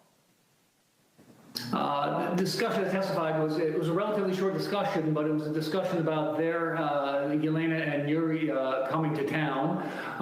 As I testified specifically, they talked about being good to his boy, and it was. Well, let me ask you this. Mentioning that, Mr. Galanis, let me ask you this. Did you get the impression Joe Biden was expecting the call? Yes, to me it was clearly set up ahead of time. It was an arranged call. So this was arranged, this was coordinated. Hunter Biden calls his father, then vice president, and I think in your deposition he said this, "I'm here with our friends that I told you were coming to town." So it's our friends, and I told you this was going to happen, which suggests that it was most definitely coordinated. Is that accurate? That's accurate, yes. And again, can you tell the committee who Miss Baturina is again? A Russian billionaire, wife of the former mayor of Moscow, served for near 20 years as the mayor. She's the wealthiest woman in Russia. She'd already given money. She'd already given money to Hunter Biden and his business before this meeting in May, and then subsequent to that meeting, she committed to give more money. Is that accurate? That's accurate. So subsequent to the coordinated call, the arranged call that Hunter Biden had with the Vice President of the United States, the wealthiest woman in Russia commits to give millions of dollars more to Hunter Biden's business. Is that all accurate, Mr. Galanis? That is accurate, yes. And again, this was a pull-aside done at this meeting, and you think and you know that it was coordinated. Is this what they call access to the brand, access to the Biden lift? Is that what you would describe it as, Mr. Galanis? I don't think there's any doubt that was the intent of the call and the objective, yes. And it followed the motto. It followed the statement that you all agreed to: say it, forget it, write it, regret it. This wasn't put in writing. This was a phone call on a speaker that was all. There's no writing about this. It was all done that way. That was how the business operated. Is that correct, Mr. Galanis? Yes. I yield back. Gentleman yields back. Chair now recognizes Mr. Lynch from Massachusetts for 5 minutes. Thank you, Mr. Chairman. I want to make an observation here. I've been on this committee, this investigating committee, for over 20 years. And as an attorney before that, I've had sufficient training and experience to say that with high confidence that when you review the entire record of evidence of these hearings going back over a year, you've actually provided more evidence to impeach Donald Trump for a third time than you have in so much as laying a glove on President Biden. We keep on hearing about the Biden family. When you hear someone say the Biden family, that translates into we have no evidence on the president, so we're going to use the Biden family to try to implicate President Biden.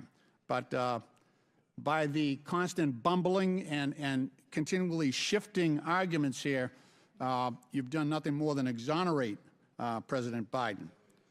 We heard initially for months, we heard about the Hunter Biden laptop. And you know, there were absolutely some embarrassing photos on that, and some awful information about Hunter Biden's personal life. I will admit that.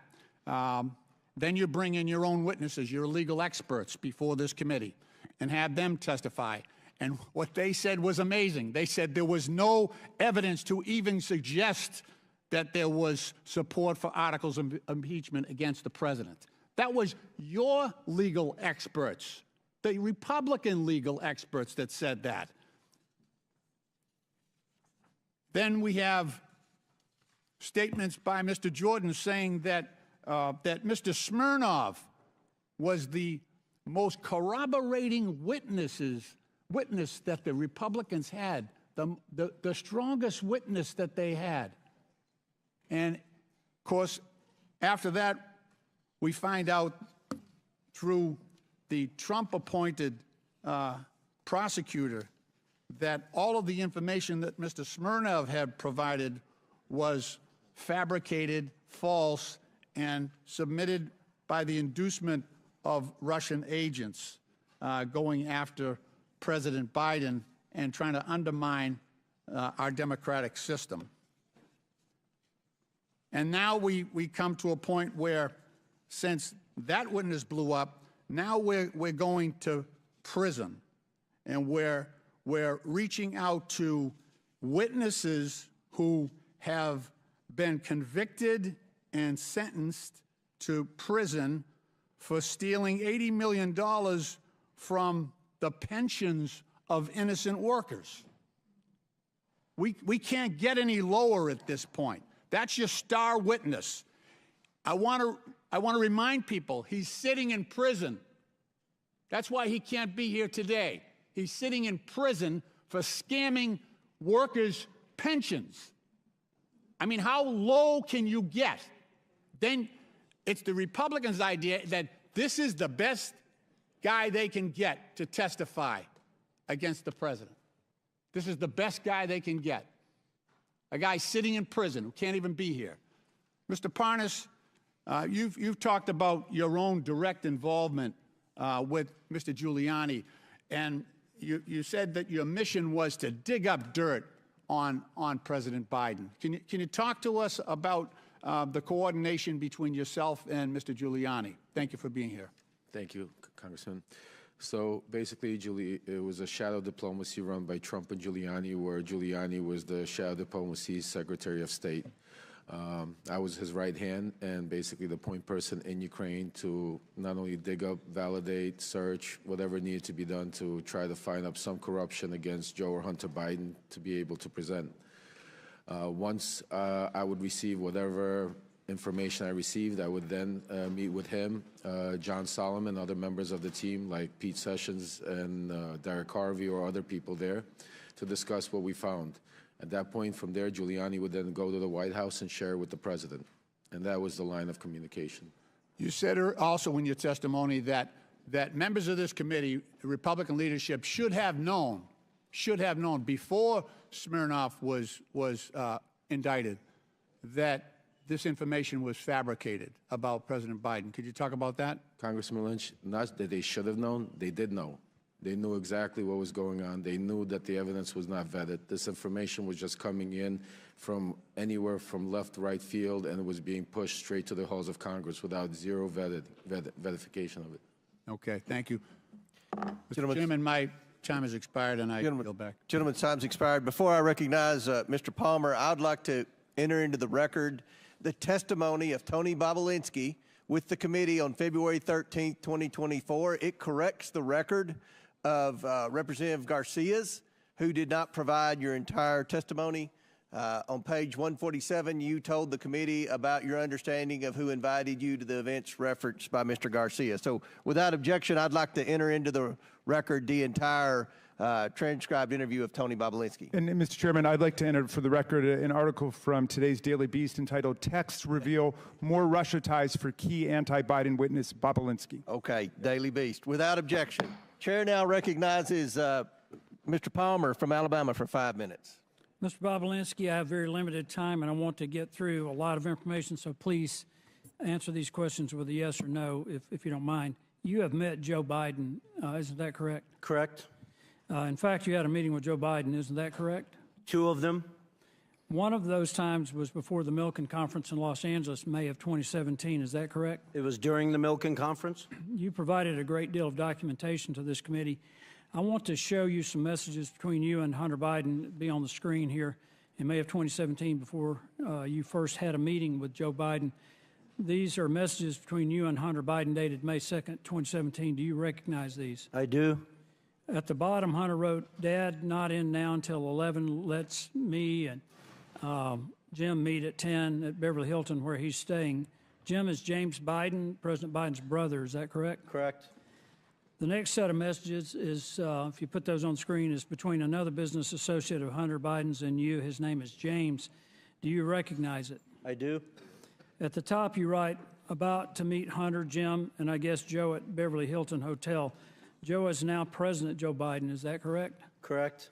This chat between you and Joe Biden, Jim Biden, Joe Biden's brother, you write to Jim, "Great to meet you and spend some time together. Please thank Joe for this time. It was great to talk. Thanks, Tony B." You met with Joe Biden, Hunter Biden, and Jim Biden the night before the Milken Conference in 2017. Is that correct? I did, and Jim Biden perjured himself by trying to deny that Thank meeting. you, Mr. Bobulinski. That was at the Beverly Hilton, correct? Correct. You can provide more details around that meeting. What was the purpose of that meeting? I didn't ask for the meeting, so I wish Hunter Biden was sitting next to me and he could under oath describe it. But the only reason why I was meeting with Joe Biden and the only reason why I was there is because I was the CEO of the enterprise that they were putting together with the Chinese company CFC. So can you give me a little more detail about what was discussed in the meeting? Well, as I said earlier, before Joe Biden showed up, Hunter and Jim Biden coached me, said a sort of outline that we wouldn't go into a lot of details. So through the 45 to 60-minute meeting I had with Joe Biden, I think it was about 10:40 p.m. after he flew across country, we talked about my background, my family's military background, the different business ventures I'd done around the world, the family I worked with. Joe spent time talking about his family, some of the tragedies that they had lived through. And at a high level, Hunter actually introduced me to Joe because before Joe came and sat down with us, Hunter said, "Hey, give me 5 to 10 minutes. I need to read my father in on it." So when you're referencing Joe and Hunter's father, you're referencing President Joe Biden. I am. Correct.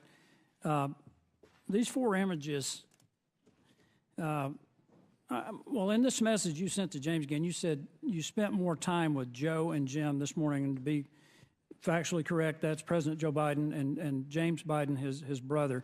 Also saw them last night, including Hunter. These 4 images show a pretty clear record of your meeting with Joe Biden in May of 2017, Mr. Bobulinski. Hunter Biden, during his transcribed interview, testified that the meeting did in fact take place. And after being asked, did Mr. Bobulinski meet with your father during the trip, Hunter stated he met with him in the lobby of the hotel. When asked who attended the meeting, Hunter replied, "My uncle and myself." But when asked whether the meeting at the Beverly Hilton between Joe Biden, Jim Biden, Hunter Biden, and Tony Bobulinski took place, Jim Biden testified, "Absolutely not." These stories don't match up. Mr. Chairman, Jim Biden also told the committee that Joe Biden did not meet the Chinese businessman Xi Jinping. Rob Walker, by known as a friendly witness committee, said the opposite. So, Mr. Chairman, it appears to me that there are material inconsistencies between the witnesses' testimony. These witnesses' statements appear to me to be irreconcilable. In short, Mr. Chairman, someone appears to be lying to the committee. The inconsistent testimony seems to come from Jim Biden, the president's brother. Lying to Congress is a serious offense, Mr. Chairman, a criminal one, in fact. And if the Bidens or anyone else has come before this committee and lied to this committee, I strongly encourage the committee to pursue criminal referrals to the Department of Justice. One last thing that I want to ask, and Mr. Bobulinski or Mr. Galinas, have either of you heard of any offer of a pardon for anyone involved or associated with or a partner to the Biden family enterprise corruption investigation? I'm sorry, that was a question. Have I you heard of anyone being suggested that a pardon might be in order for anyone associated with this enterprise? I have not. Thank you, Mr. Bobulinski. Thank you, Mr. Chairman. I yield back. Mr. Chairman, I just have a parliamentary inquiry.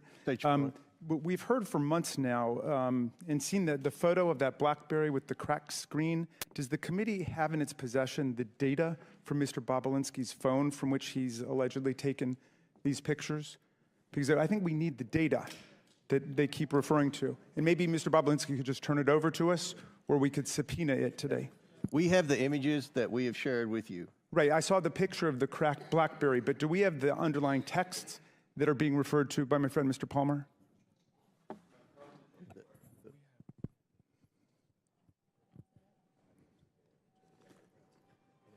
Mr. Bobulinski previously said he'd be happy to turn over his phone. We have pictures of all the text message screenshots that we've provided with everyone on the committee. Okay. And all right, well, of course, he's just given us, obviously, the ones he's selected.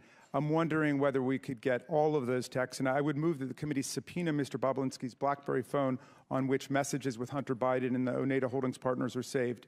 He stated that he's willing to provide it to the committee, so it should be rather simple. Mr. Chairman.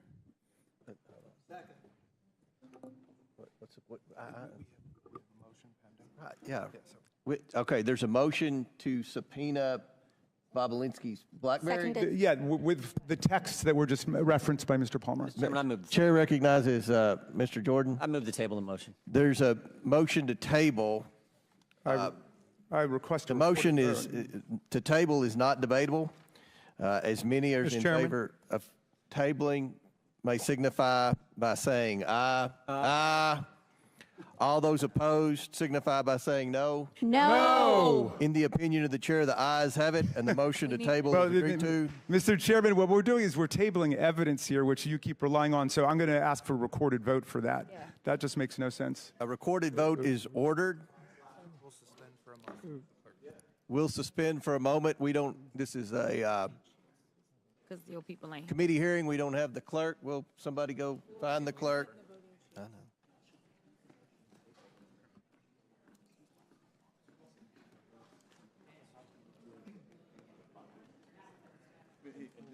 know. He said it. Did he say under oath? In the. Did he say? Would, Mr. Speaker, Mr. Chairman, Mr. Minority Leader, do you think it's possible that the witness would voluntarily just give it? But I had understood actually that Mr. Bobulinski had volunteered when he was asked about this. It would simplify things if he would just turn it over the BlackBerry. Well, he did very clearly say he's happy to turn over his BlackBerry to the committee. We then asked for it at the deposition. He didn't. We've asked the majority to ask for Mr. it. Goldman, you're out of order. We're in suspension here waiting for the clerk to come so we can take the vote that your side of the aisle requested. You can't make this stuff up. You can't. This is Jurassic Park. Gee.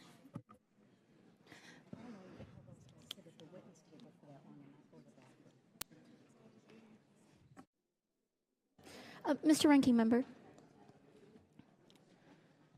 Mr. Ranking Member. Yes. I solely want to underscore the importance of I'm this. sorry, gentlelady's out of order. You can come back here and talk to him if you want.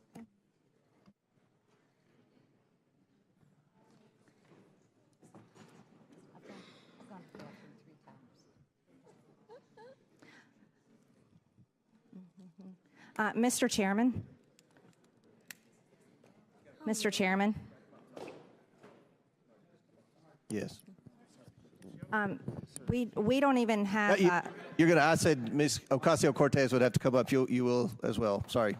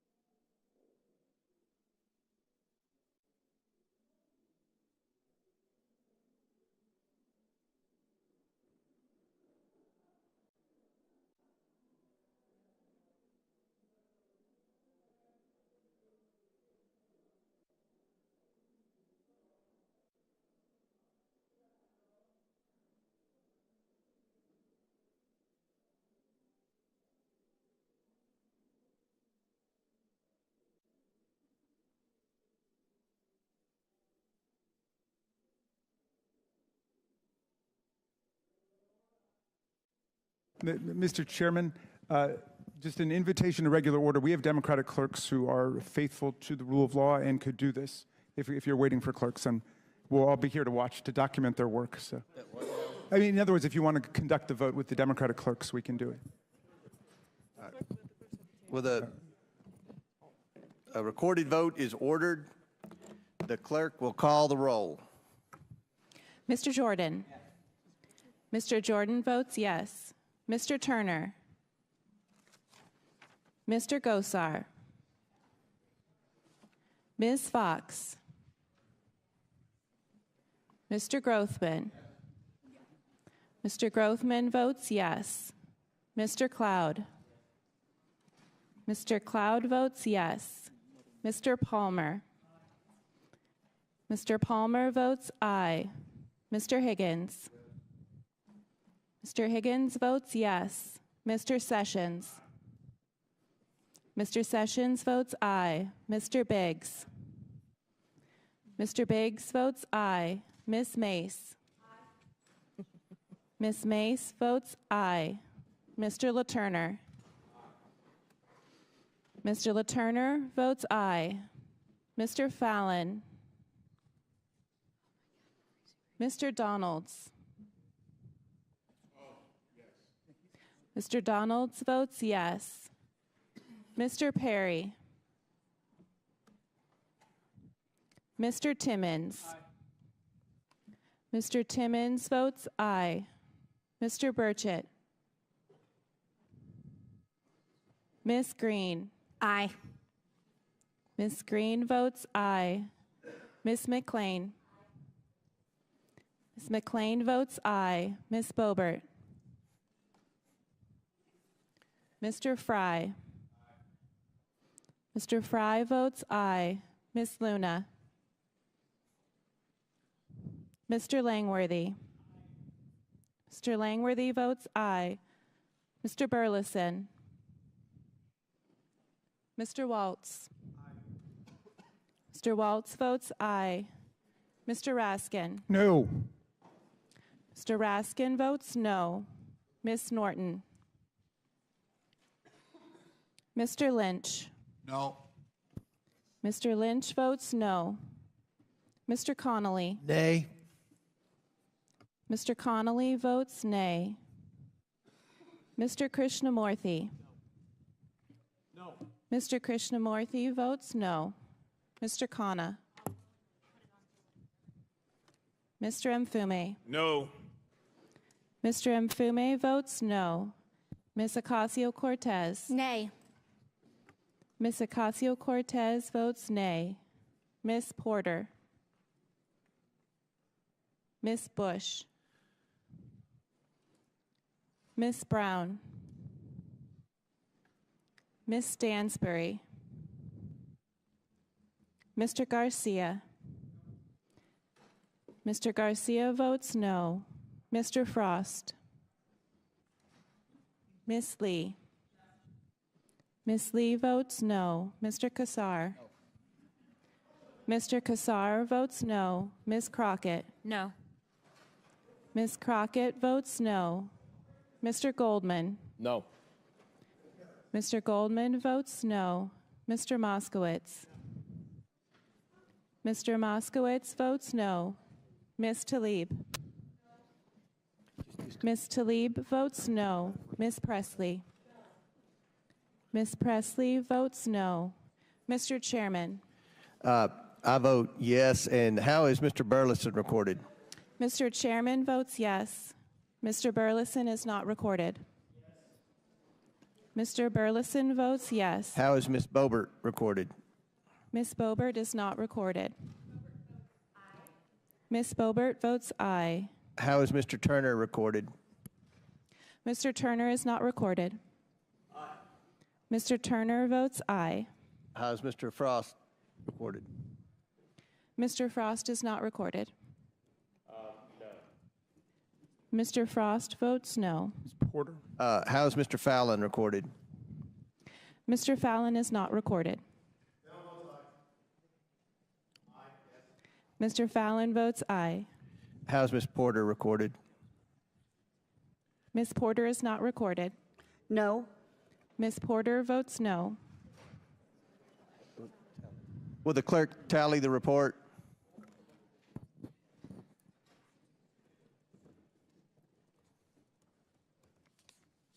So who's next? Who do I recognize? We just finished all minutes. So we're going.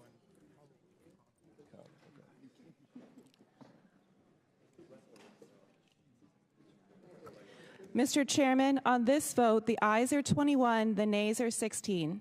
The ayes have it. The motion passes. Chair now recognizes Mr. Conley for 5 minutes. Thank you, Mr. Chairman. Mr. Bobulinski, in your deposition, you were asked about taking a picture of your phone, and you said, and I quote, "I still have that phone. I could put that phone on this table right here, and every person in this room could look at that individual text and validate that it's a legitimate text and the date and time stamp on it." Are you willing to provide the committee voluntarily with the BlackBerry referenced and that phone? I'm willing to sit in a room with both the chairman and the ranking member with my phone and their staff, and we can go through each and every text message. As I said in my interview, I had a forensics expert plug into my BlackBerry, somebody who's done extensive work for the FBI for over 10 years with an interest of pulling all the data off that phone so I could provide it to the committee. Unfortunately, they were using Cellbrite software, which is a software that the FBI uses, and they were unable to pull the data off the phone. Okay. So I am more than willing to sit in a room with the Mr. Chairman and the ranking member and their staffs with that BlackBerry fully charged, and we can go through each and every message if Well, that's helpful. that's some progress, and I appreciate that, but you can understand, I'm sure, why the committee wants to look at prima facie evidence on its own. Well, I can't, understand excuse why me, you're sir. trying to Excuse me, imply sir. that I This haven't is, cooperated. Mr. Bobulinski, this is my time.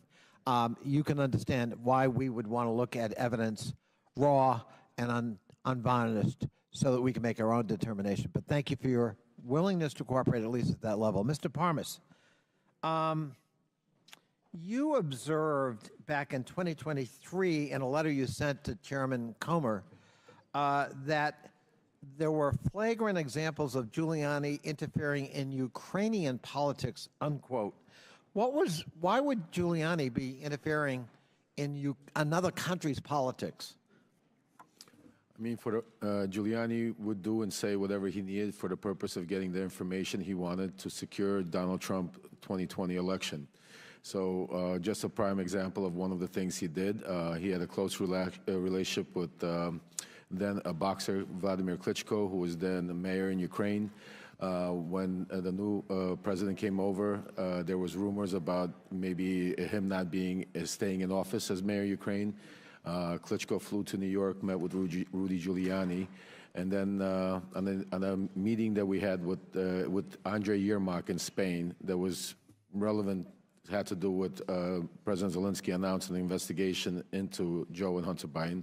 At that meeting, he also brought up the Klitschko situation and basically told Yermak that if Zelensky got rid of Klitschko, President Trump and the American people would be very upset about that because we love him and he needs to be in there. So was Giuliani just doing this as a rogue on his own because he was a patriotic American who loved Donald Trump, or had somebody encouraged him to engage in this kind of political interference in another country? I mean, I think he was encouraged by Donald Trump. Personally? Personally, yes. That's your testimony? Yes, sir. Thank you.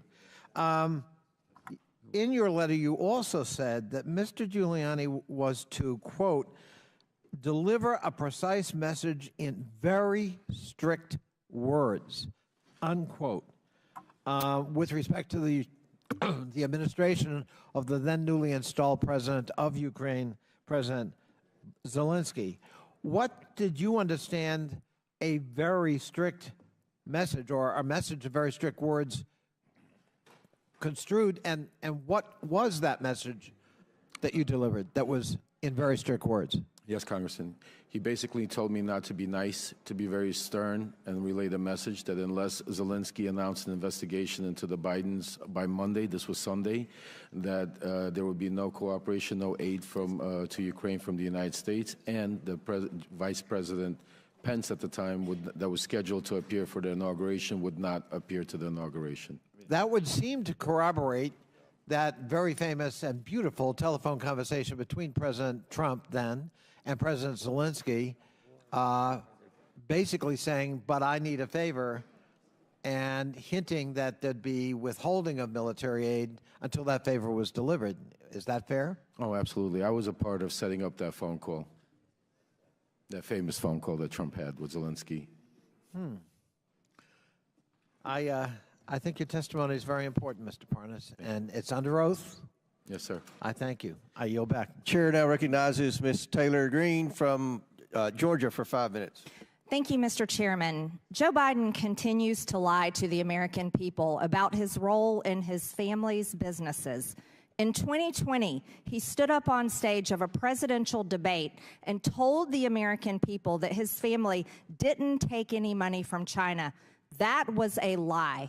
Not only was it a lie, he knew it was a lie. He knew it because he met with his son Hunter Biden's Chinese business associates. I want to talk about CEFC, which is the China Energy Fund Committee. Mr. Bobulinski, who is Chairman Yi? Chairman Yi was the chairman of CEFC.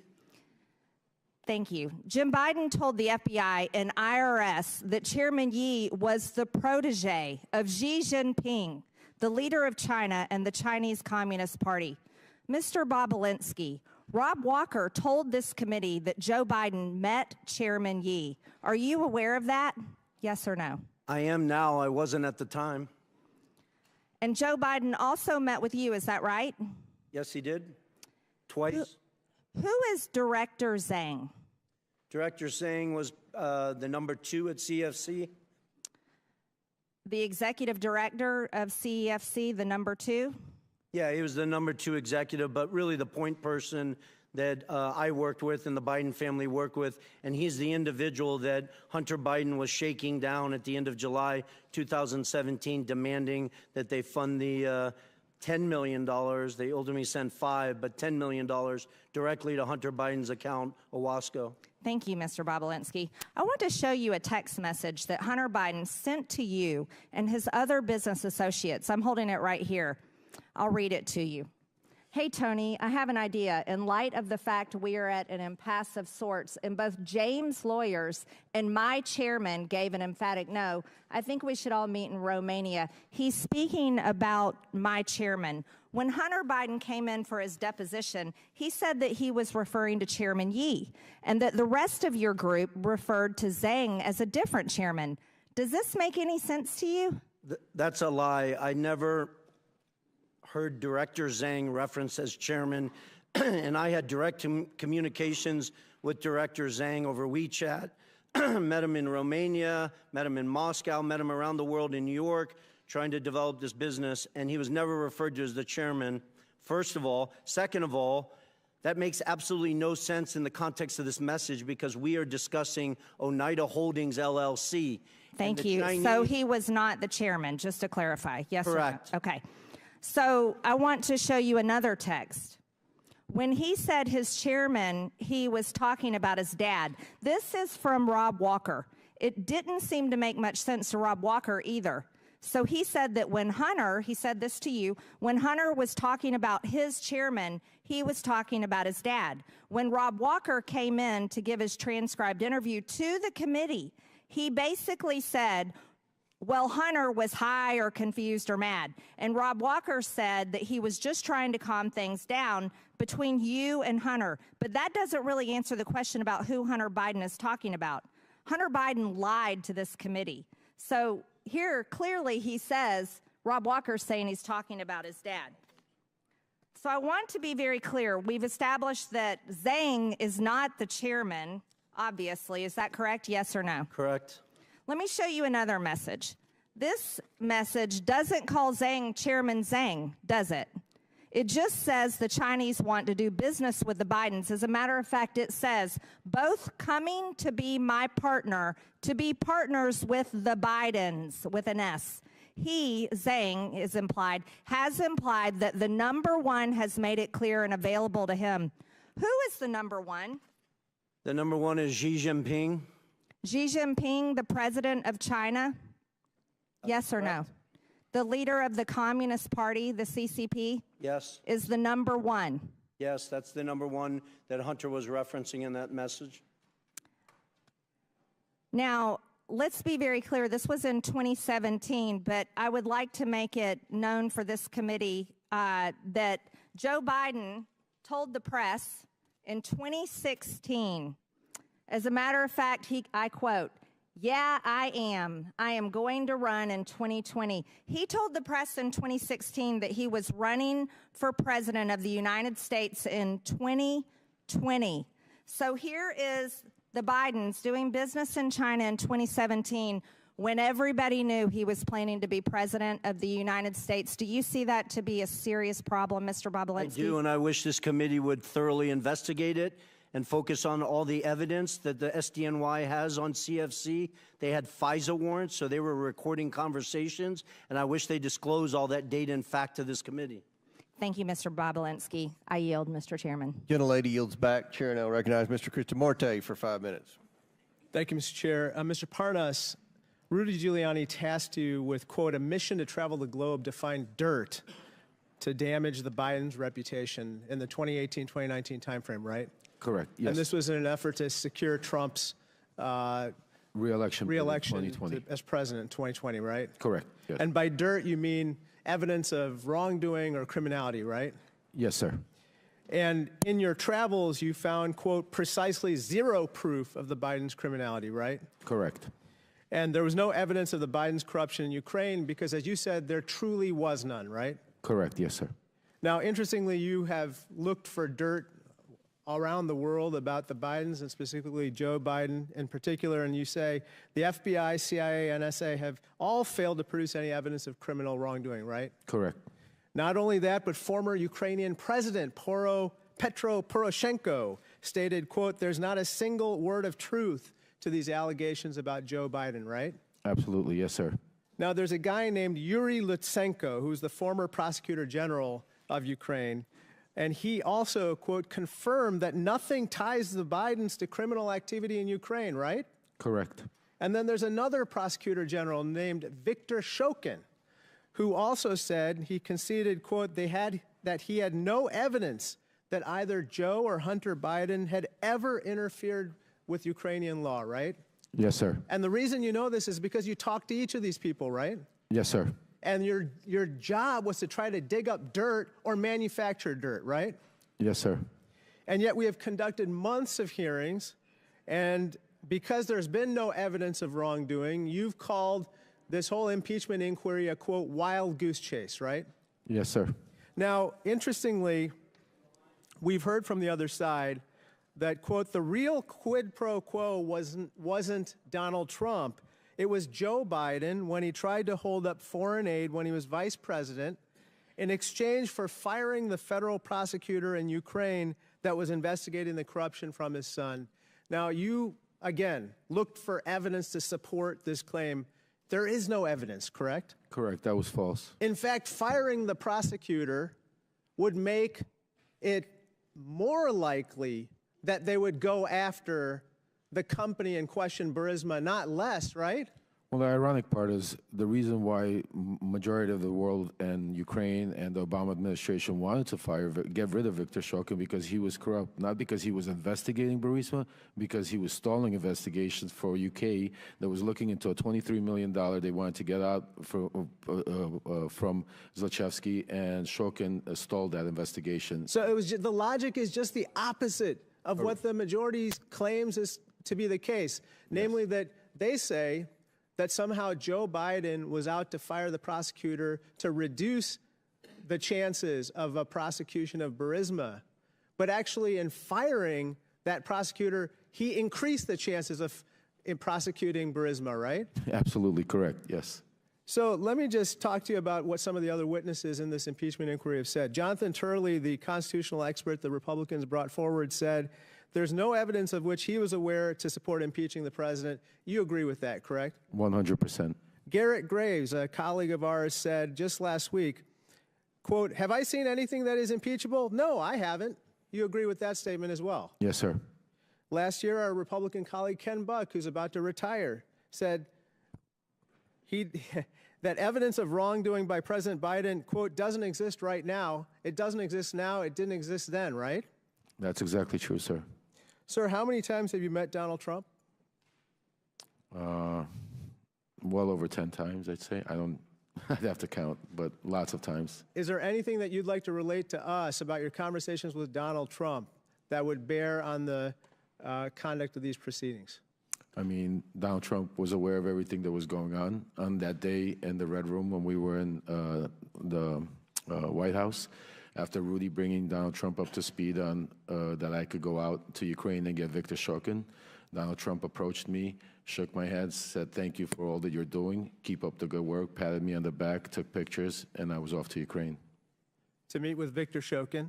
To find Viktor Shokin, to bring him back here to meet with Lindsey Graham. Got it. Thank you so much. I yield back. Thank you. Chair now recognizes Mr. Cloud from Texas for 5 minutes.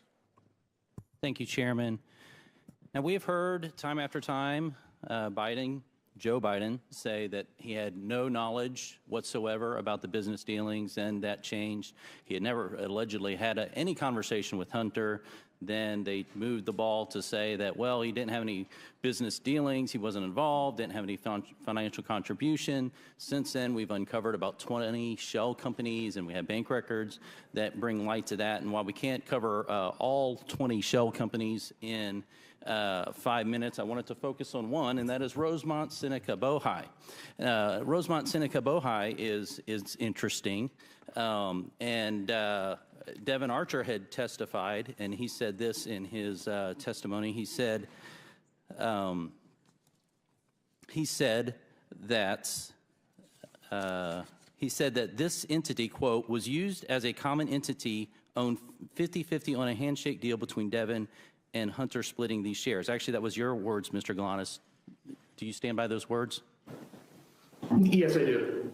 And Devin Archer agreed with that. He said Hunter was a corporate secretary of RSB and had a handshake 50-50 ownership deal. Is that correct? That's correct, yes. And primarily this company was set up initially as a place to hold equity from the equity stake of Bohai Harvest. Is that correct? What I was told by the partners at the time, it was set up to do that and invest in other businesses. I think Devin Archer subsequently testified to that effect, and it included monies that were paid from the bond fraud, $15 million that was wired to that RSB account as well. Yeah. So it conducted multiple transactions as you depicted in that diagram. And even if this were legal and there was no impropriety here, it's very concerning because this company set up to basically compete against America's energy interests at the behest of CCP. Then we have other flows into Rosemont Seneca Bohai from Burisma. We all know about Hunter's $1 million salary that he received for sitting on the board and providing no actual function there. And so we have $1 million salary going through Rosemont Seneca to Hunter Biden. And then this is interesting. We have a meeting with Kazakhstani Kins Rekashev. And what gets me here is the $300 at the end of the $142,300 that goes into this. And then the next day went to a Porsche dealership for a car for Hunter Biden. Now, what's interesting about all this, of course, is that each of these not only flowed money through the shell companies to Hunter Biden, but each of them also involved important meetings with, of course, President Biden. And so on December 4th, we have coffee with Jonathan Lee, who was one of the members who started Bohai Harvest. And he was connected with the CCP. They were having trouble getting licensed to work because, of course, the CCP has to get permission for that, until Hunter flew over on Air Force Two with Vice President Joe Biden at the time. They met with Jonathan Lee. Hunter introduced him. Joe ended up writing a letter of recommendation to Jonathan Lee's daughter to get into college. And then we see that this relationship continues to be formed. Of course, in the Ukraine, we know that April 16th, 2015, Joe Biden had dinner with a Burisma official at Cafe Milano. Seemed to be a popular spot because Joe Biden also had dinner with Kins Rekashev there. All in flow to going here. And of course, as Tony Pawlinski has pointed out several times, this all comes down to eventually the one big guy who gets 10% for the big guy. And so we know that all this money flowed through this to get to Hunter, and then we know, of course, that 10% went to the big guy. So, Mr. Bobulinski, does this general pattern of Hunter offering foreign access to Joe Biden, Hunter gets paid, and then Joe gets a share of that, is that basically what the general practice across many of these shell companies were? Congressman, as I outlined, the big guys, clearly Joe Biden. The details of some of those transactions I was not involved in, but that's clearly how they operated. But that's the pattern that we've seen over. And Mr. Galanis, you said at the beginning that Hunter didn't really provide any sort of intellectual propriety asset value or anything of the sort, that his entire value was the brand. Is that correct? How did you state that? Yeah, we didn't rely on him for any work product other than delivering the Biden lift. The Biden lift. And one more question for you, Mr. Galanis. Did you offer to provide information on Hunter Biden and Devon Archer back in 2016 to prosecutors and the SEC, and what happened there? Yes, through counsel, I had offered to provide information specifically on that to the SDNY. And I subsequently also did the same thing to the Securities and Exchange Commission, which was interested in, and subsequently was told to quash that interest. I understood that to be an order from the Southern District of New York to quash the SEC information. Thank you. Chairman, I yield back. Gentleman's time's expired. Chair now recognizes Mr. Goldman for 5 minutes.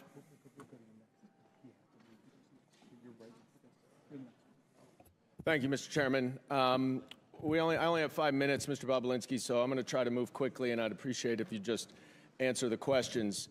You testified that Joe Biden was involved in your business venture related to Oneida Holdings and Hunter Biden. So I want to drill down on the crux of what your testimony is. Oneida Holdings is the business venture that you are referring to, correct? When I'm referring to what? Can you Any business you did with the Bidens? My reference is the Sinohawk Holdings LLC, and Oneida Holdings LLC owned 50% of that. Right. And Oneida Holdings was the 50% that was on the American side of that Sinohawk deal, right?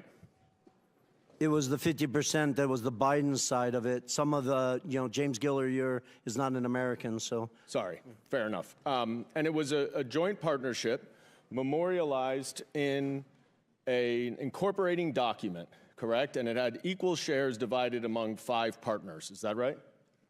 Well, I can't. Well, are you asking me about what you're holding up? Because you're sir, was it an equal? Were there equal 20% shares among 5 partners? In what? Oneida Holdings. In the final signed documents? Yes. Is that what you're asking me? Yes. It is? Not complicated. Well, it is because. All right, you're just filibustering now. The answer is, you're filibustering, I get it, that there were 5 partners, Hunter Biden, Jim Biden, Rob Walker, James Gilliar, and you. Each owned 20%. Do you well, they didn't each own, their LLCs owned it, which is a material Do you difference. see Joe Biden or an LLC related to Joe Biden on this? I don't know if Joe Biden owned any of Jim Biden's LLC or Hunter Biden's LLC. I'll leave that up to the committee. Okay. And do you know when this agreement was entered into? The poster board that you're holding up or the actual legal document that was signed? The agreement, sir. The agreement. The agreement was signed May 22nd, 2017. Who was the vice president then? May 22nd, you said? I think it was Mike Pence. And who was the president? Donald Trump. Okay. And when did you first meet Hunter Biden? I first met Hunter Biden in early 2017. When? When in 2017? A day or the month? An hour Month is or good. A month?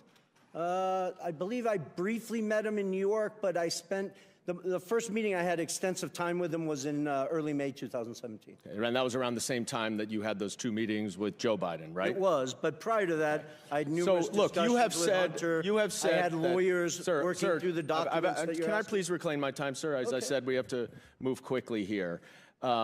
Unfortunately, in your testimony earlier today, one of my colleagues asked you about that meeting at the bar, 45 minutes to 60 minutes. And you were also asked about that in your transcribed interview, and in neither of your answers did you mention any discussion that you had at that meeting with Joe Biden about the Chinese business venture.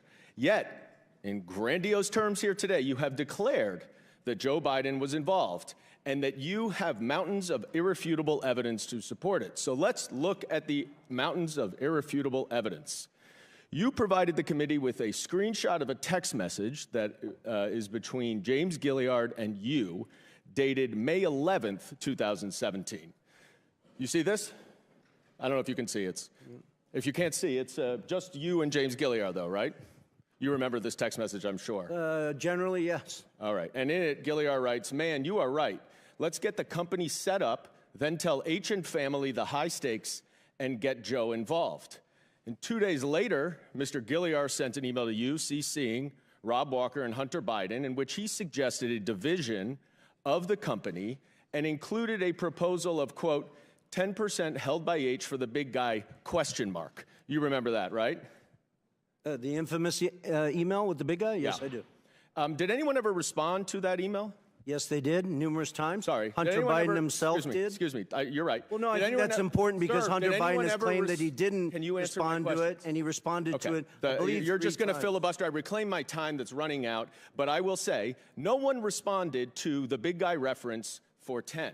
Thank you for making my point. They didn't have to respond because they all knew the big guy was Joe Biden. I reclaim my time. Mr. Chairman, please control the witness. I would like to get a little extra time, Mr. Chairman, because I want to read what Mr. Gilliard said to the Wall Street Journal. Quote, "I would like to clear up any speculation that former Vice President was involved with the 2017 discussions about our potential business structure. I am unaware of any involvement at any time of the former Vice President. The activity in question never delivered and project revenue. 9 days later, the agreement without Joe Biden was signed. You and James Gilliard wanted Joe Biden involved, and that is why Hunter Biden dumped you and did the business on his own." That's a blatant lie, Mr. Goldman. You know better. Chairman's time's expired. Chair now recognizes Mr. Higgins from Louisiana for 5 minutes. Thank you, Mr. Chairman. Mr. Bobulinski, thank you for being here today, and we appreciate the candor of your responses, sir, which is reflective of the way you handled yourself in private testimony and deposition. So I thank you for communicating truthfully to the American people today. I'm going to ask you about the China Energy Fund Committee, the CEFC. You familiar with that, sir? I am. Was this a multi-billion-dollar company, like a Fortune 500 company at one time? It's even bigger than that. If you go back and look at its financials in 2016 and 17, it was probably one of the 5 largest private companies in China. So exactly. So this was a major operation that had a lot of money, and apparently, I'm going to hold up a memo here from this is a chart from the second bank memo, and it shows disbursement of a total of almost $24 million for diamonds. So you have a major Chinese company spending a lot of money on diamonds, and apparently diamonds were used as a means of payment for the Biden family. We know that the Bidens have testified that admitted to having 2 diamonds. We suspect that there are many, many more, $23 million worth of diamonds. Are you familiar with the exchange of valuable assets to pay the Bidens other than electronic transfers of monies? Are you aware of payments in diamonds, payment in cash, payment in board memberships, et cetera? Am I generally aware of it, Yes, or was sir. I involved?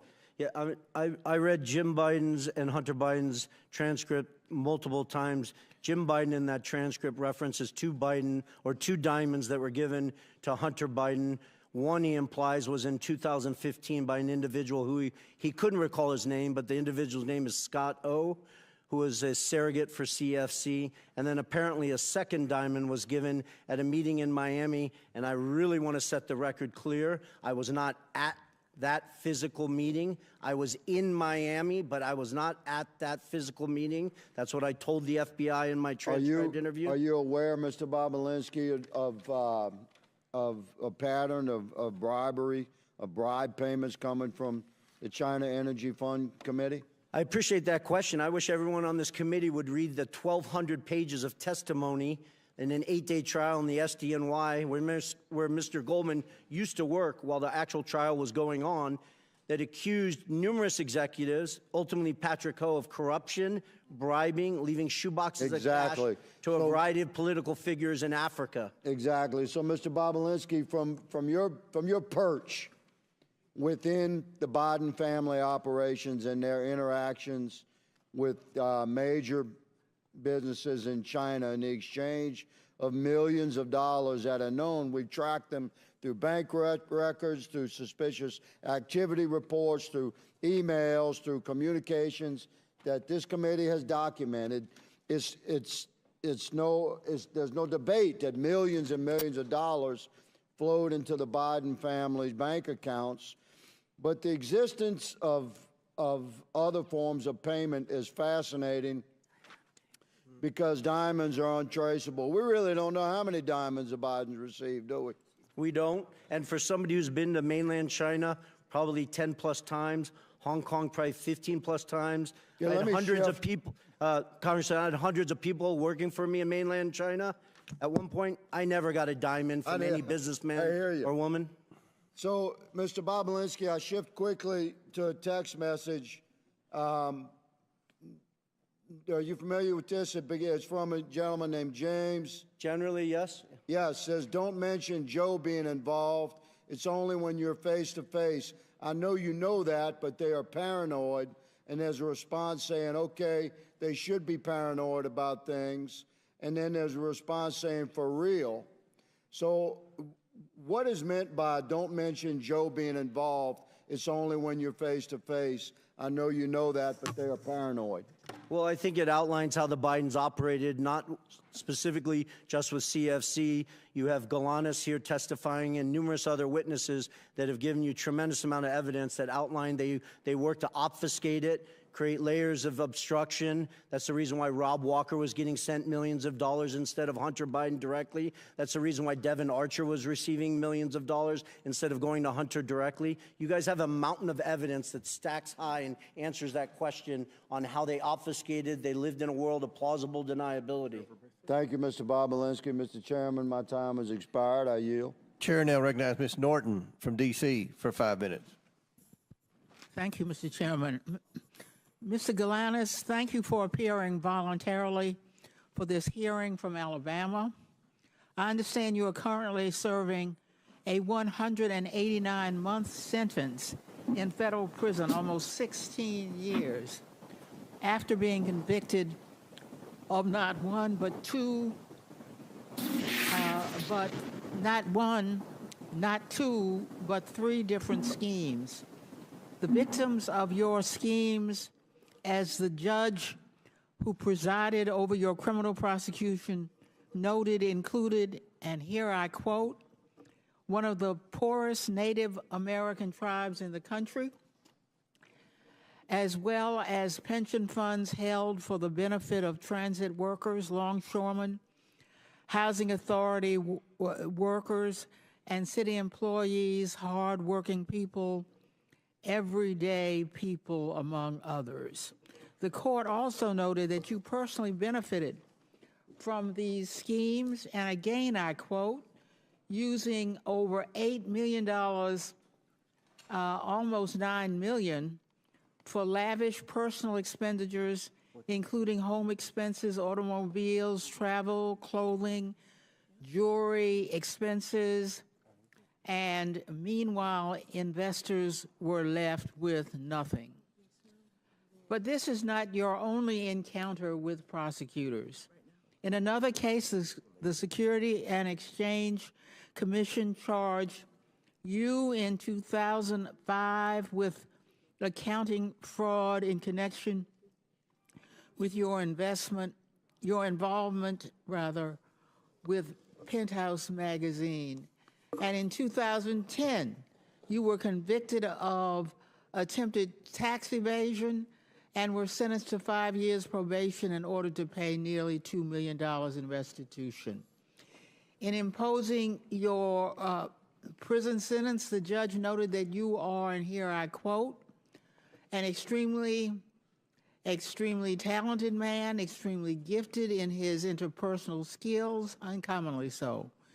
He is very persuasive as an individual, and those were the tools in his tool bag of the fraud he committed and the people he ensnared, his intelligence, his interpersonal skills, his charm, if you will.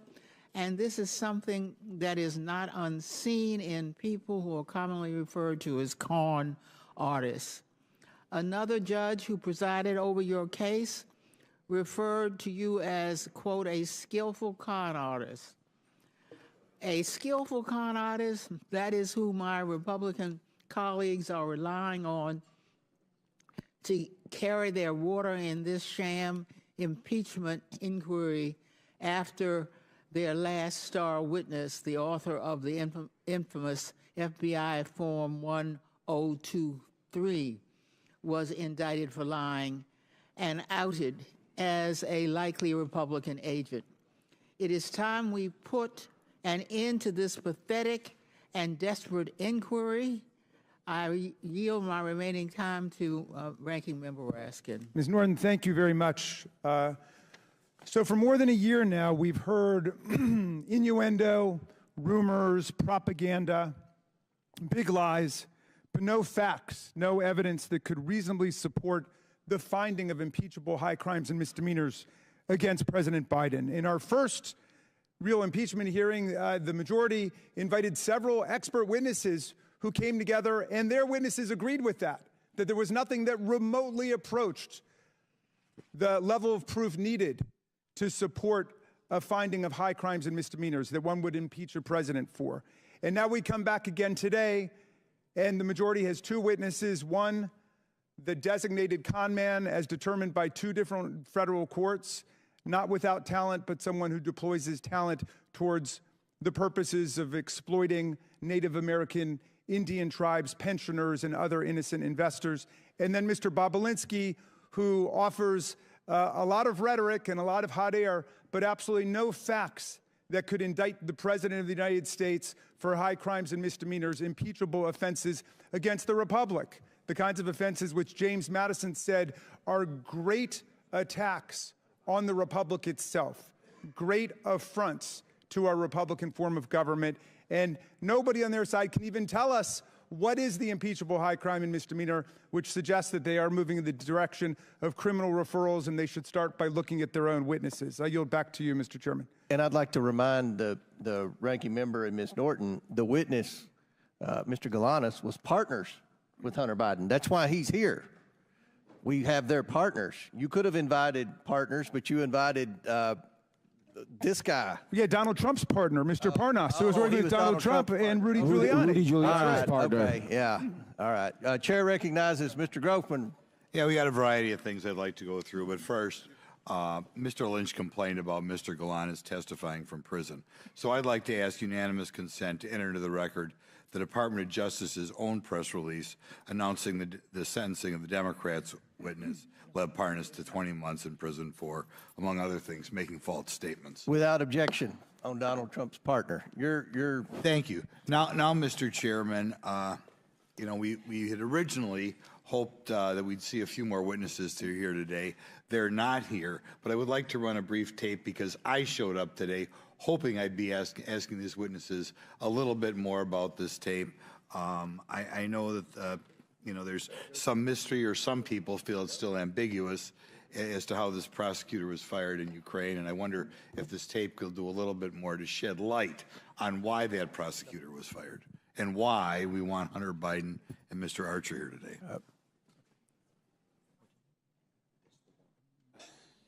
So I got Ukraine, and I remember going over convincing our team, or others to convincing us that we should be providing for loan guarantees. And I went over, I guess, the 12th, 13th time to Kyiv, and I was supposed to announce that there was another $1 billion loan guarantee. And I had gotten a commitment from Poroshenko and from Yatsenyuk that they would take action against the state prosecutor, and they didn't. So they said they were walking out to the press conference. I said, no, I said, I'm not going to, we're not going to give you the $1 billion. They said, you have no authority. You're not the president. The president said. I said, call him. I said, I'm telling you, you're not getting the $1 billion. I said, you're not getting the $1 billion. I'm going to be leaving here. And I think it was, what, 6 hours? I said, I'm leaving in 6 hours. If the prosecutor's not fired, you're not getting the money. Oh, son of a bitch. Got fired. And they put in place someone who... I just wanted to put that up there because I do eventually want further efforts made to get Hunter Biden or Mr. Archer here, because we have Joe Biden himself bragging that they got rid of a prosecutor who would have provided his son's business dealings with a little bit more tough going or more observation. I'll put it that way. Now, Mr. Bobulinski, in previous interviews, in previous interviews with this committee, you said that Joe Biden not only knew about the family's business dealings, but enabled them and participated in them. You went so far as to say, it's clear to me that Joe Biden was the brand sold by the Biden family. Could you elaborate a little bit why you felt that way again? Correct. That's one of the challenging things I've had to deal with over the last 4 years, with the focus of just simply telling the truth. The obfuscation around these facts are just beyond insane. So I'll use a meeting at the Four Seasons Hotel in Washington, D.C. that I was not at, but apparently 8 to 10 Chinese executives of CEFC were at, with Chairman Yi and Director Zhang. Director Zhang I interacted with extensively. And James Gilliar was in that room, Rob Walker, Hunter Biden was in that room. And my understanding, based on Rob Walker's testimony, is that Joe Biden walked into that room, sat down, shook hands with people, and spent 5 or 10 minutes talking about his family, I guess. I was not in the room. People have tried to obfuscate that meeting like Joe Biden was walking in there to ask about the weather. And Rob Walker said that the Chinese didn't even know that Joe Biden was the former vice president of the United States, which is beyond absurd. The power that those 10 Chinese individuals had to go back to mainland China and say that they were in a room with Joe Biden is the value of what they were giving. Okay.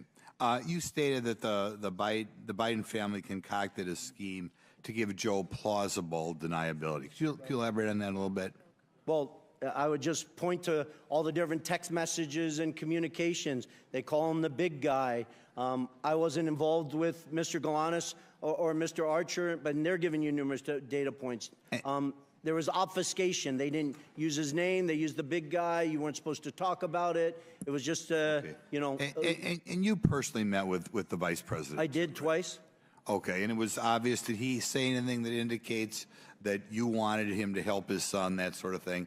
Well, he thanked me for helping his son and his brother and asked me to keep an eye on them as I walked him out to his car after he gave his speech on the second meeting of the Milken Conference. Okay, just one other follow-up, and this is kind of maybe a vague question, but I'd like to know it. One of the things that disturbs me about that is the interaction with the Chinese, or that's what we're dealing with today, but obviously other countries as well, that apparently in their own mind, the way you deal with the United States is the way you deal with say, a corrupt city council or something like that. In other words, you know, you give them money and you get what you want. Do you want to comment on that, or did you hear any stories about that, or did you hear stories that they were surprised how easy it was to buy the U.S. government?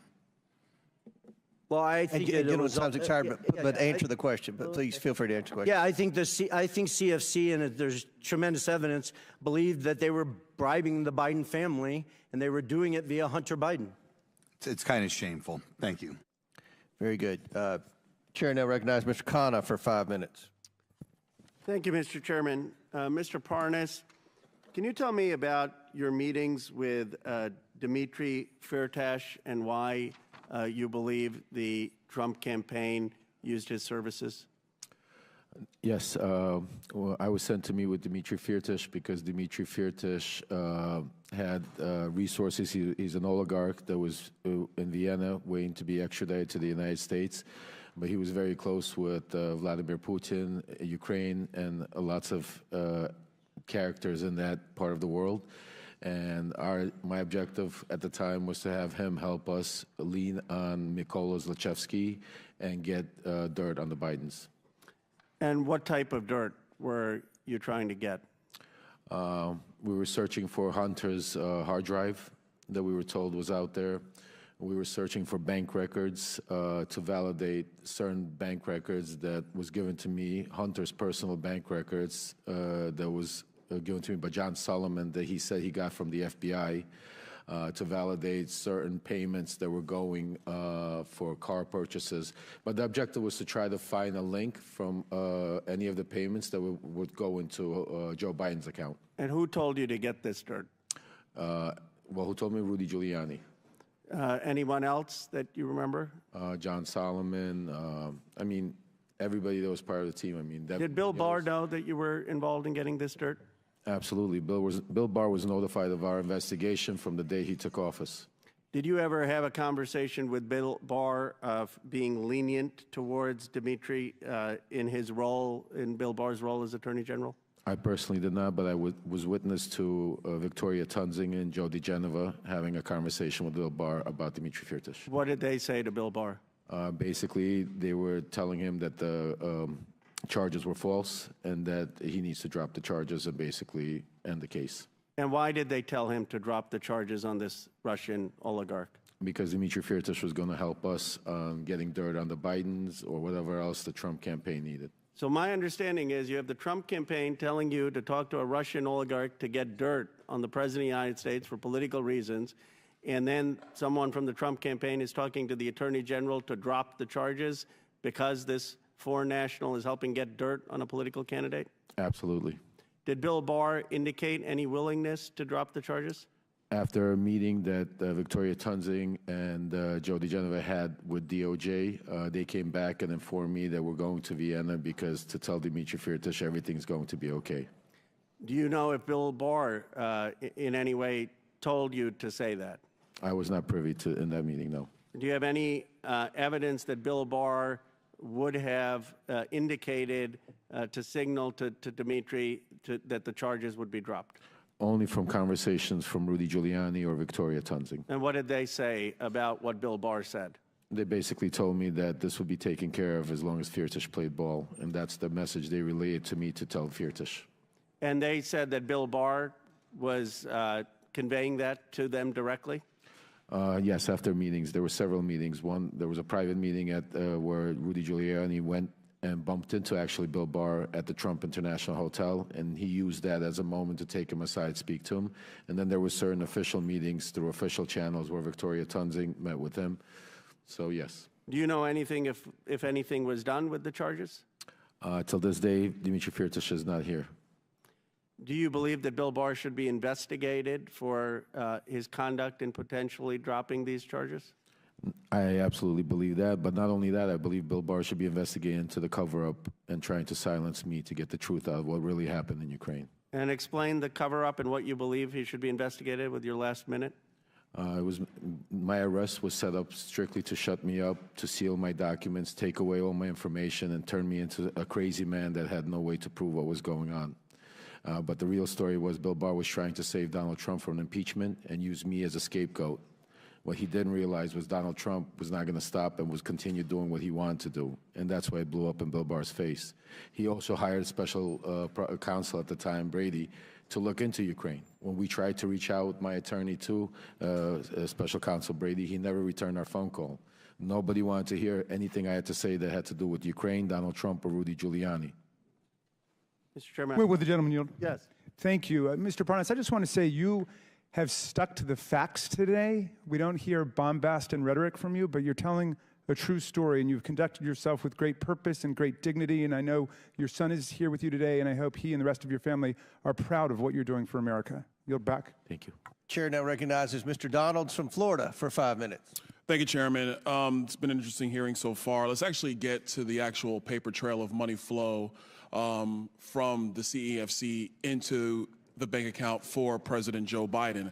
And I want to start with a text message, July 31, WhatsApp text message between Hunter Biden and one Mr. Zhao. Real quick, Mr. Bobulinski, who is Mr.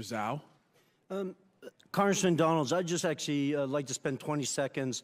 If you noticed, Congressman Khanna scurried out of here very quickly, and I'm actually disgusted as I sit here that he didn't address me based on the fact that I'm sitting here in front of the world trying to testify to the truth. In October 2020, I have messages I'm willing to produce to both the Democrats and the Republicans that Ro Khanna sent to me saying, you have always demonstrated to me that you're nothing but an honest with the highest integrity individual, and I was begging for him to go on CNN and tell the world in October 2020.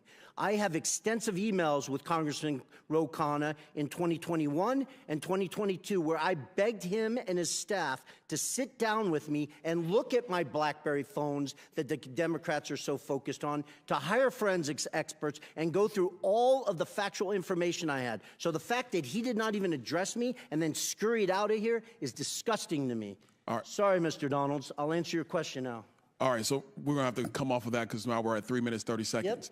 Yep. Mr. Chairman, for the record, I want to submit into the record 2 different WhatsApp text messages. One, July 31, between Hunter Biden and Mr. Zhao of CEFC, which stipulates that Hunter Biden wants to be able to move on from and get the contract resolved, get the deal resolved, and that Mr. Zhao responds and says, yes, the CEFC is willing to cooperate with the family. On August 31, there's another exchange, this time August 3rd, 2017, between Hunter Biden and Mr. Ganwei Dong. And in this message, they're talking about the stipulations of the arrangement between the Biden family and CEFC. I want to submit both WhatsApp text messages for the record, Mr. Chairman. Without objection, to ordered. Okay, now to the money flow, because this is where the rubber meets the road.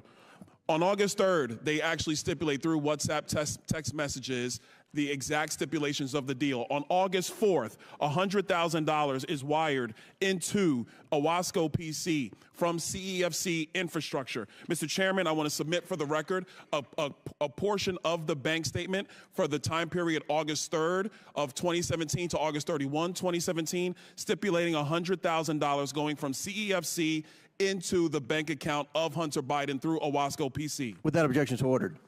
On August 8th, 4 days later, $5 million is then transferred from the Northern International Capital account of $5 million to Hudson West III. Hudson West III is a bank account controlled by Hunter Biden and Mr. Ganwei, a.k.a. Kevin Dong, who was a CEFC associate. That money comes from the Northern International Capital bank account that is tied to the CCP. Mr. Chairman, I want to submit for the record the bank statement demonstrating that transfer. Without objection, to ordered. Okay, moving on. On August 8th, the same time period, there is a wire transfer of $400,000 to Owasco PC from the Hudson West III bank account. That $400,000, Mr. Chairman, I have the transfer records in the bank accounts from the August time period. I want to submit that for the record. Without objection, to ordered. Now, here's where the fun stuff comes in, everybody, and I got a minute to do it, so we're going to get this done. On August 14th, there is $150,000 that is transferred from Owasco PC, which is controlled by Hunter Biden, to Lion Hall Group, which is controlled by James Biden. I have the records here, Mr. Chairman, of the $150,000 that has gone to Lion Hall Group from Owasco PC. I want to submit that for the record. Without objection, to ordered. On August 28th, and I believe we have a screenshot for everybody in the room. On August 28th, Mr. Chairman, we have the withdrawal ticket from Lion Hall Group that is signed by Sarah Biden, who is the wife of Jim Biden, for $50,000 to withdraw from Lion Hall Group. I want to submit that withdrawal receipt for the record. Without objection, to ordered. On September 3rd, on August 28th, actually, Mr. Chairman, we have the deposit reference into Sarah Jones Biden's account on the same day she withdrew it from Lion Hall. I want to submit that. Without objection, to ordered. Last document. On September 3rd, 2007, from Sarah Biden's own personal account, there is a check that is written to Joseph Robinette Biden, Jr., the President of the United States today, for $40,000, signed loan repayment. A loan repayment, by the way, that Joe Biden's own personal accountant, Mr. Eric Schwerin, has no record for. I want to submit that for the record, Mr. Chairman. Without objection, so ordered. To the members of the committee, it is clear that the source of this money came from CEFC, and that CEFC is a company that is directly linked to the CCP and actually the chairman of the CCP, the chairman of the Chinese Communist Party, Chairman Xi Jinping. With that, I yield. Very good. Mr. Chairman, I've got a UC request, if that's okay. Go ahead. First, White House for sale, the staff report of the minority side, which details the CEFC's business interactions with Donald Trump. They own a $5.5 million unit in Trump World Tower and others. And then the Department of Justice press release announcing the sentencing of Jason Galanis in federal court to a term of 189 months in prison, ordering him to pay restitution of more than $80 million for 3 criminal fraud conspiracies against a Native American tribe, pension funds, and other investors. Without objection, so ordered. Chair now recognizes Mr. Mafume for 5 minutes. Mr. Chairman, thank you. I'm sitting here and imagining what I would be thinking if I were not here, but rather somewhere around the country watching the Congress of the United States, and in this case, this committee, for 15 months hold these hearings on Hunter Biden and come up with not one impeachable offense in all that time. 15 months. Over 10,000 documents and more, as you can see today as a result of that. This is a do-nothing Congress. And we should be doing the jobs that we were sent here to do, which is not to have investigation hearing after investigation hearing over and over and over again, and then run to our favorite TV outlet to give interviews afterwards. We were sent here to get a job done. Taxpayers are looking at all of us.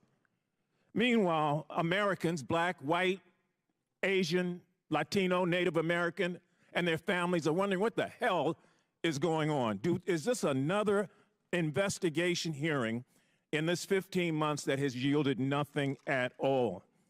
It's the do-nothing Congress. You thought Harry Truman said it in 1948. Anybody can say it today. Look at what we've done in 15 months. Virtually nothing. Nothing at all. Senior citizens sit in their homes and watch C-SPAN or some other outlet carry this. Some of them sitting in nursing homes, all of them worried about losing their Social Security.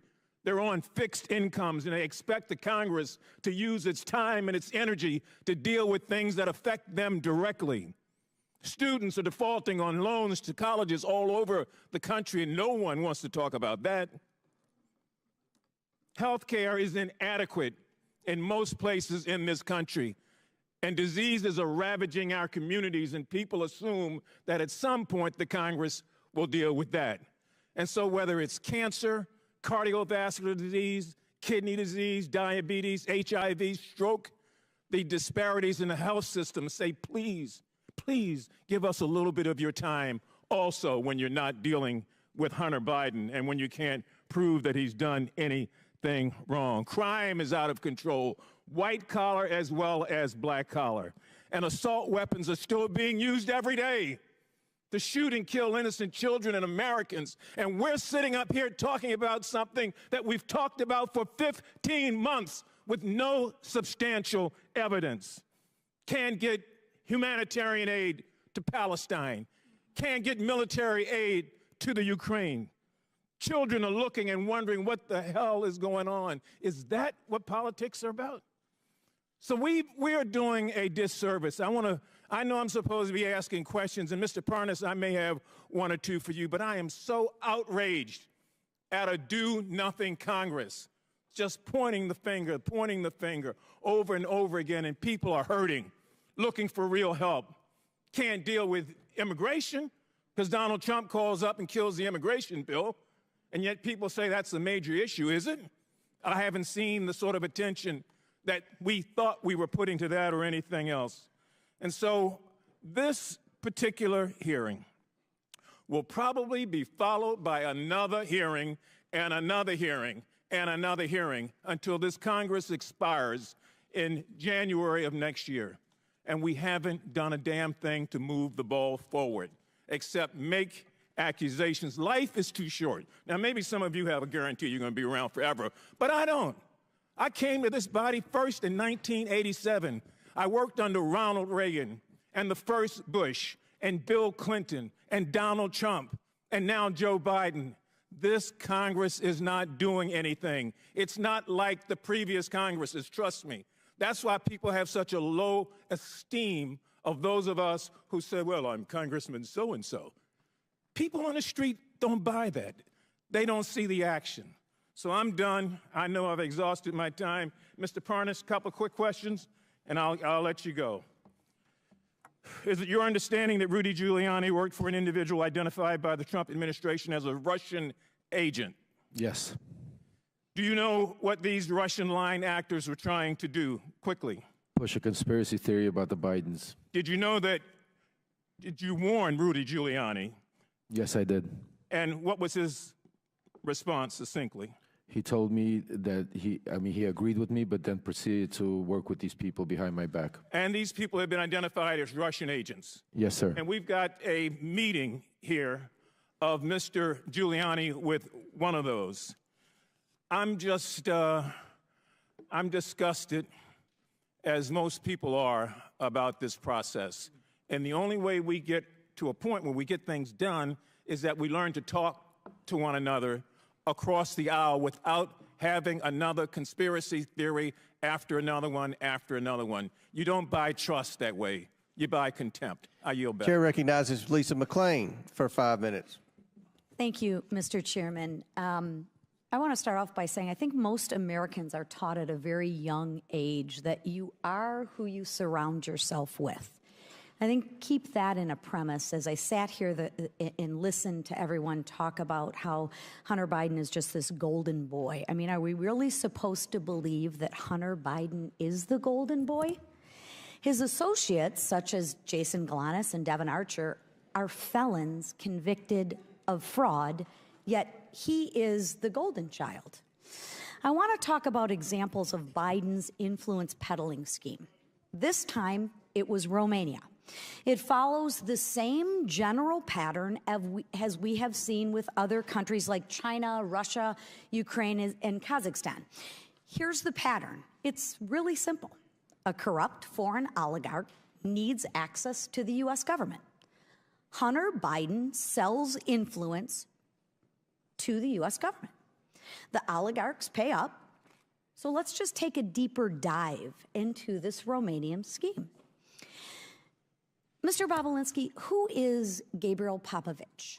Gabriel Popovich is a businessman from Romania, probably worth hundreds of millions of dollars, I'd envision. Okay. Is it true that Gabriel Popovich faced corruption charges in Romania in 2015? It is. Thank you. And when you were in Europe with the Bidens to close on that CEFC deal with the Chinese, you separately negotiated with Popovich to get a 17th payment. Is that also correct? I did. Okay. But Popovich did not want to pay him. Is that correct? Correct. You're talking about a 17th payment that would go to Rob Walker, and then Rob Walker would distribute to Hunter Biden. That is correct. And is it because Hunter Biden had failed in the work he was engaged by Popovich to do, which was to get the corruption charges dismissed by the Romanian authorities? Isn't that correct? Well, it's two things, that they had failed to do that, but also that Joe Biden had left the White House at that point. Okay, so there's a dot. So I get 16 payments while Joe Biden's in the White House. Correct. But after Joe Biden leaves the White House, coincidentally, the payments stop. Correct. Okay, just want to make sure that we can connect the dots very simply. But obviously wasn't a coincidence. Right, I'm not much for coincidences, which neither are the American people. But Mr. Bobulinski, what do you think Popovich wanted Hunter Biden to do? I don't have to think, because Gabriel told me personally he expected, and didn't want the details, he expected Hunter Biden Rob Walker and James Gillier to do whatever was necessary to impact his case in Romania. How do you know that? Because Gabriel Povich told me that? From his mouth? Yes. Okay, so there's another dot that we can connect. Would that be a conspiracy theory? That's not a conspiracy theory. Okay, thank you. I would encourage you to interview Gabriel Povich.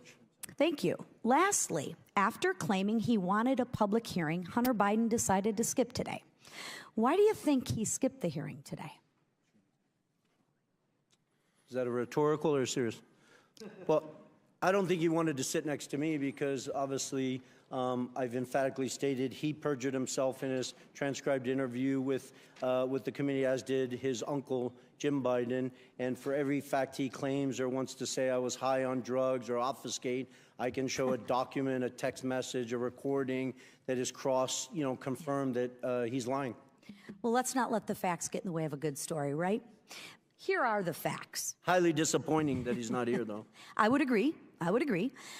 Here are the facts. Hunter Biden was engaged by a foreign principal, Gabriel Popovich. It is well known that Hunter Biden met with the ambassador to Romania, Hans Klem, in November of 2015. Hunter Biden was not registered under FARA. He stopped getting paid as soon as his father leaves office until you got Popovich to send Hunter Biden one more payment. Seriously, what services was Hunter Biden providing to the Romanian oligarchs for millions of dollars? We've yet to hear it. As far as the committee knows, Hunter Biden was never registered under the Foreign Agents Registration Act. If the Department of Justice applied the same standards it did in the Paul Manafort case, Hunter would be in more trouble than he is already in.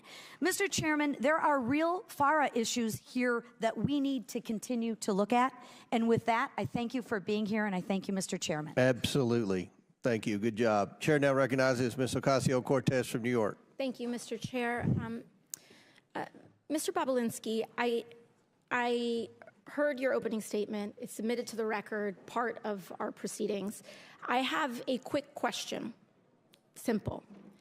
Is it your testimony today that you personally witnessed President Joe Biden commit a crime? I believe the fact that he was sitting with me while I was putting together a business deal. Did you witness the president commit a crime? Is it your testimony today? Yes.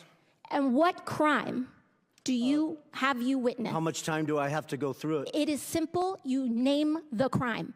Did you watch him steal something? Corruption statutes, RICO and conspiracy. What is it? What is the crime, sir? Specifically. You asked me to answer the question. I answered the question. No. RICO, you're obviously not familiar with. Corruption statutes. Excuse me, sir.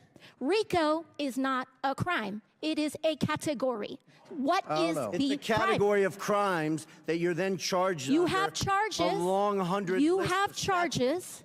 Sir, please want me to name the exact statute under RICO? Yes. Well, it's funny. In this committee room, everyone's not here. There's over 18 All right, sir. I reclaim my lawyers time. that went to law school. I reclaim my time. You guys okay, to thank define you, the sir. I statute reclaim my under time. RICO. Clearly, what we are seeing here today is a continuation of the 15-month saga of the Republican majority lost in the desert. Impeachment 101. The majority party, or whomever is raising impeachment, must accuse the president of a high crime, a specific high crime or misdemeanor. I would like to submit to the record HRES 918, the House resolution to open this impeachment inquiry. Without objection to order. This resolution does not outline a high crime or misdemeanor. It's not here. Now, when we compare the chairman's opening from his previous opening, he's talking about Ukraine and Burisma and all of this. This entire inquiry is based on a blockbuster piece of information that was in a classified SCIF room. And inside that room was a document alleging President Biden directly of a $10 million bribery scheme, a $10 million bribery scheme, extremely serious. What happened? What happened a month ago, Mr. Chairman? That document, the FBI arrested the person who offered those allegations for falsifying his testimony to the FBI. This entire impeachment inquiry is based on an actual, provable individual who has lied. Now, responsible leadership would withdraw an inquiry based on that. Withdraw it. Instead, what we are seeing is that this committee was warned about the falsehoods of these allegations long before that, warned by Trump's Secretary of State Mike Pompeo, and yet they proceeded anyway. The chairman proceeded anyway. This committee was warned by Rudy Giuliani associate right here, Lev Parnas, after that document about the falsehoods of this. Then held hearings where your own expert witnesses said that there was no grounds for impeachment, and you proceeded anyway. And finally, as if none of this was enough, the FBI arrested the individual who was the source of the entire, to quote the chairman, heart of the matter, to launch this impeachment inquiry, and proceeded anyway. At this point, the story is not the fact that the basis of this impeachment inquiry is wrong. The story is why it's proceeding anyway. Why is this committee proceeding based on false charges? And by the way, no charges. I have yet to hear in the chairman's opening the allegation that they are specifically charging the President of the United States with. I'm hearing about Biden family. I'm hearing about this and that. I am not hearing the specific allegation by this committee. What is it? It's not here, and that is the problem. The story is when this committee knew that they were working with falsified evidence. That's the story. And with that, I yield back. Gentlelady yields back. Chair now recognizes Ms. Mace from South Carolina for 5 minutes. Thank you, Mr. Chairman. On March 1st, 2024, Joe Biden stated he did not interact with Hunter or Jim Biden business associates. Mr. Chairman, I'd like to ask unanimous consent to enter into a record New York Post article. Biden insists he did not interact with his Without objections ordered. We're going to go fast here. I have strictly yes or no questions. On that note, the New York Post article, Joe Biden also said, read the record of every single witness. So I did. I first read Devin Archer's deposition, and he interacted with Joe Biden. Then I read the transcripts of Rob Walker, Eric Schwerin, George Burgess, Kevin Morris, Tony Bobulinski, and Jason Galanis. And every single one of them interacted with Joe Biden. And that's just the people we interviewed. Mr. Galanis, my first questions are for you. Did Hunter Biden call Joe Biden with Yolanda Badarina on the line on May 4th, 2014, yes or no? Yes. In that call, did Hunter Biden state on this call with Joe Biden that everything is good and we're moving forward? Yes, he did. Okay, on the same call, did Joe Biden in the call was saying, okay, then you be good to my boy? Yes, he said that as well. Okay, did Badarina agree to put $20 million into one of Hunter Biden's business projects days later after this phone call? Yes. Okay, did Hunter Biden ever take a call from Joe Biden while at the Peninsula Bar in New York? I'm sorry, I didn't hear that. Did Hunter Biden ever take a call from Joe Biden while at the Peninsula Bar in New York? Yes, he did. During this call, did Hunter Biden update Joe Biden on progress in landing a business partnership with Harvest Fund Management? Yes. Okay. Was Harvest a $300 billion Chinese financial services company closely tied to the Chinese Communist Party? Yes, it was. Okay. Is Hunter Biden involved with Harvest? Hunter Biden is involved in Harvest in two ways, through BHR, which is a fund. Yes or no? Was Hunter Biden involved with Harvest? Yes or no? Yes. Okay. As part of the deal, extensive emails to that effect. As part of the deal, did Hunter Biden want the company to reserve a board seat for Joe Biden? Yes. Okay. Did Henry Zhao, a Chinese businessman, want assurances Joe Biden would join the board? Yes or no? Yes, he did. Okay, did He's Hunter expressed Biden... that in emails as well. Okay, thank you. And in conversations. Did Hunter Biden draft an email stating, please also remind Henry Zhao of our conversation about a board seat for a certain relation of mine. Devin and I golfed with that relation earlier this week, and we discussed this very idea again. And as always, he remains very, very keen on the opportunity.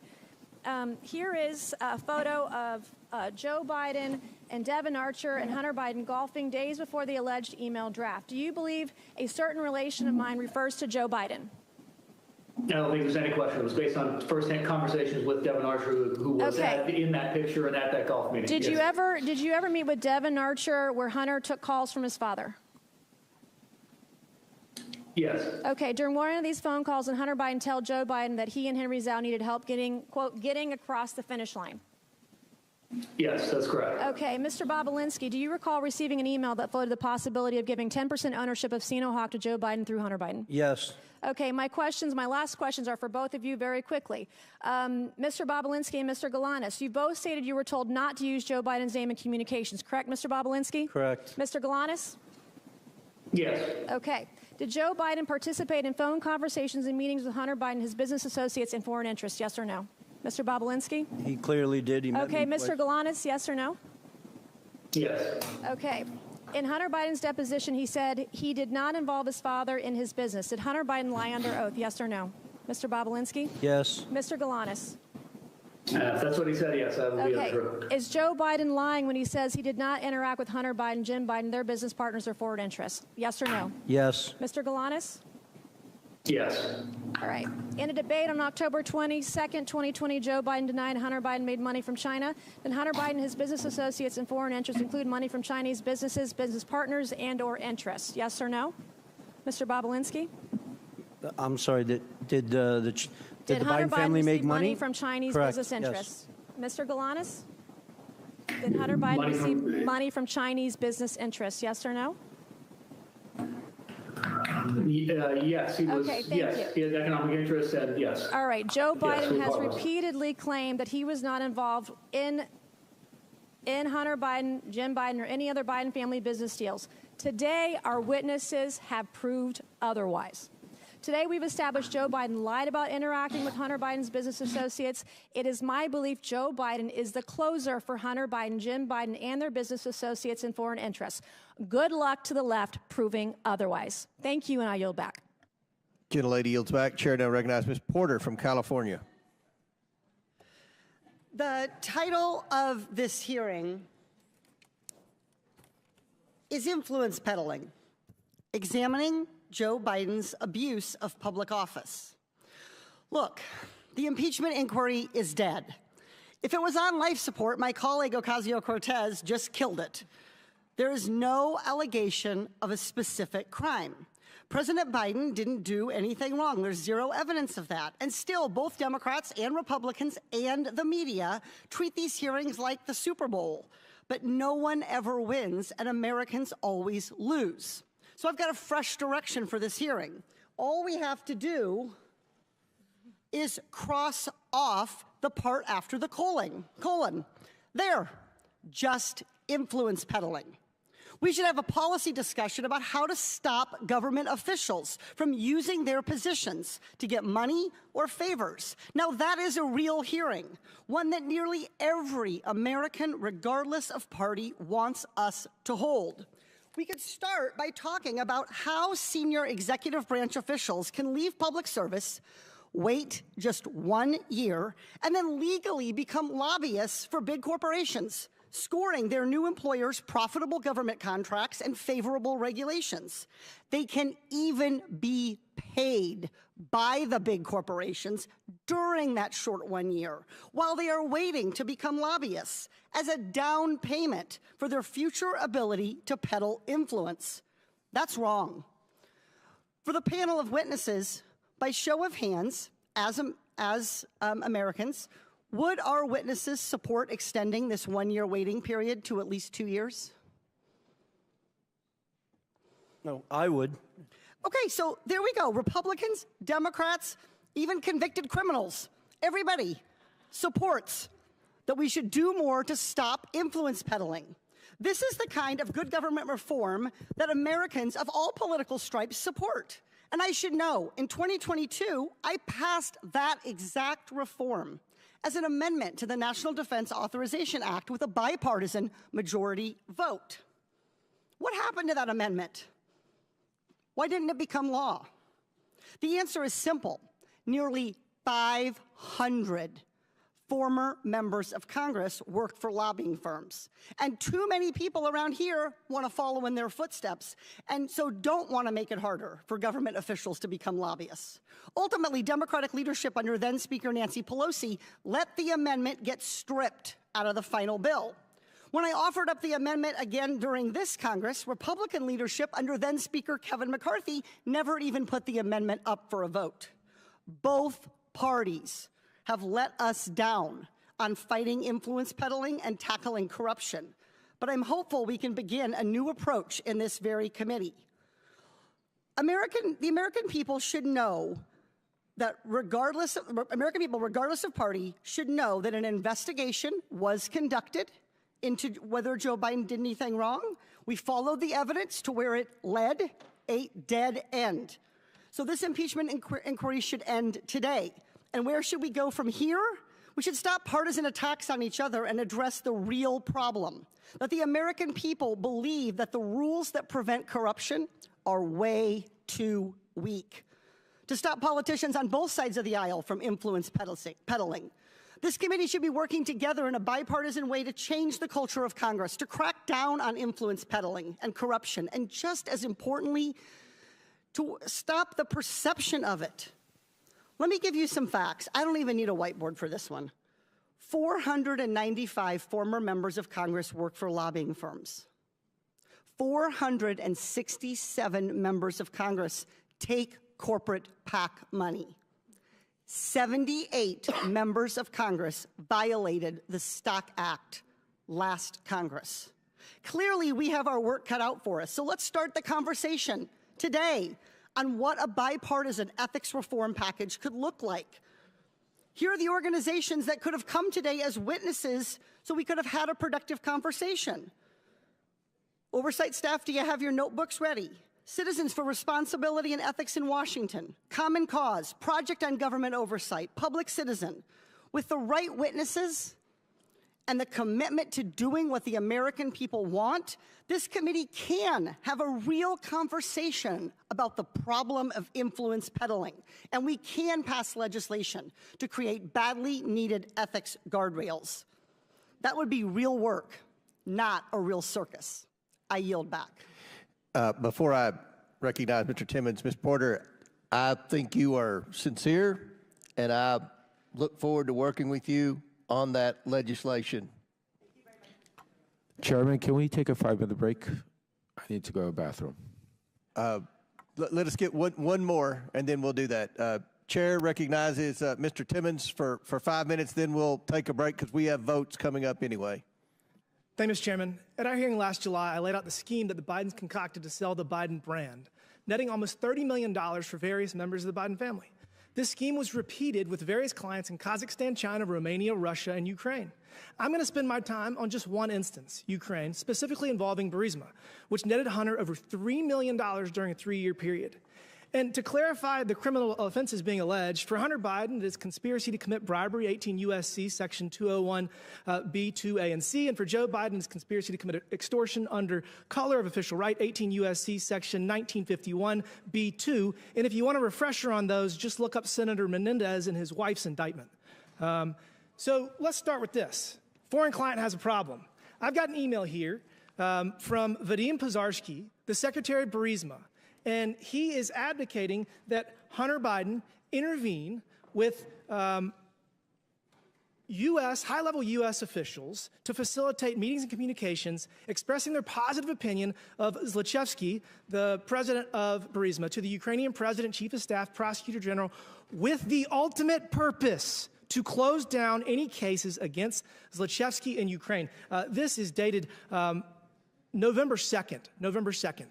Now, keep in mind, and again, foreign client has a problem. Zlochevsky is being investigated by Viktor Shokin, the Inspector General of Ukraine, and he needs help, the Biden brand. So here we got bank records galore of Hunter Biden receiving, prior to this email, over $1 million. After this email, $2 million. You'll find out in a second he really earned his fee. So again, client pays a Biden $3 million. Next, what happens? What happens? This is great. 11 days later, we have the U.S. Embassy in Ukraine announcing that Vice President Biden is traveling to Ukraine on December 7th. Oh, interesting. Vice President Biden travels to the country. Here we got a great photo of him touching down. They're very proud of themselves. So Vice President Biden leverages U.S. policy to achieve a favorable outcome for the client. We've all seen the video. He brags about leveraging U.S. foreign loan guarantees to get the Ukrainian government to fire Viktor Shokin to end the investigation. Again, we've got the email from Podarsky saying that we need to leverage you, who have not provided value yet for your $1 million in service, Hunter. He brings in the big guy. Biden leverages U.S. influence, withholds $1 billion in loan guarantee to fire Shokin. So if that's not enough, we got the victory lap here. We got an email just a few months later saying, whoa, we won in less than a year.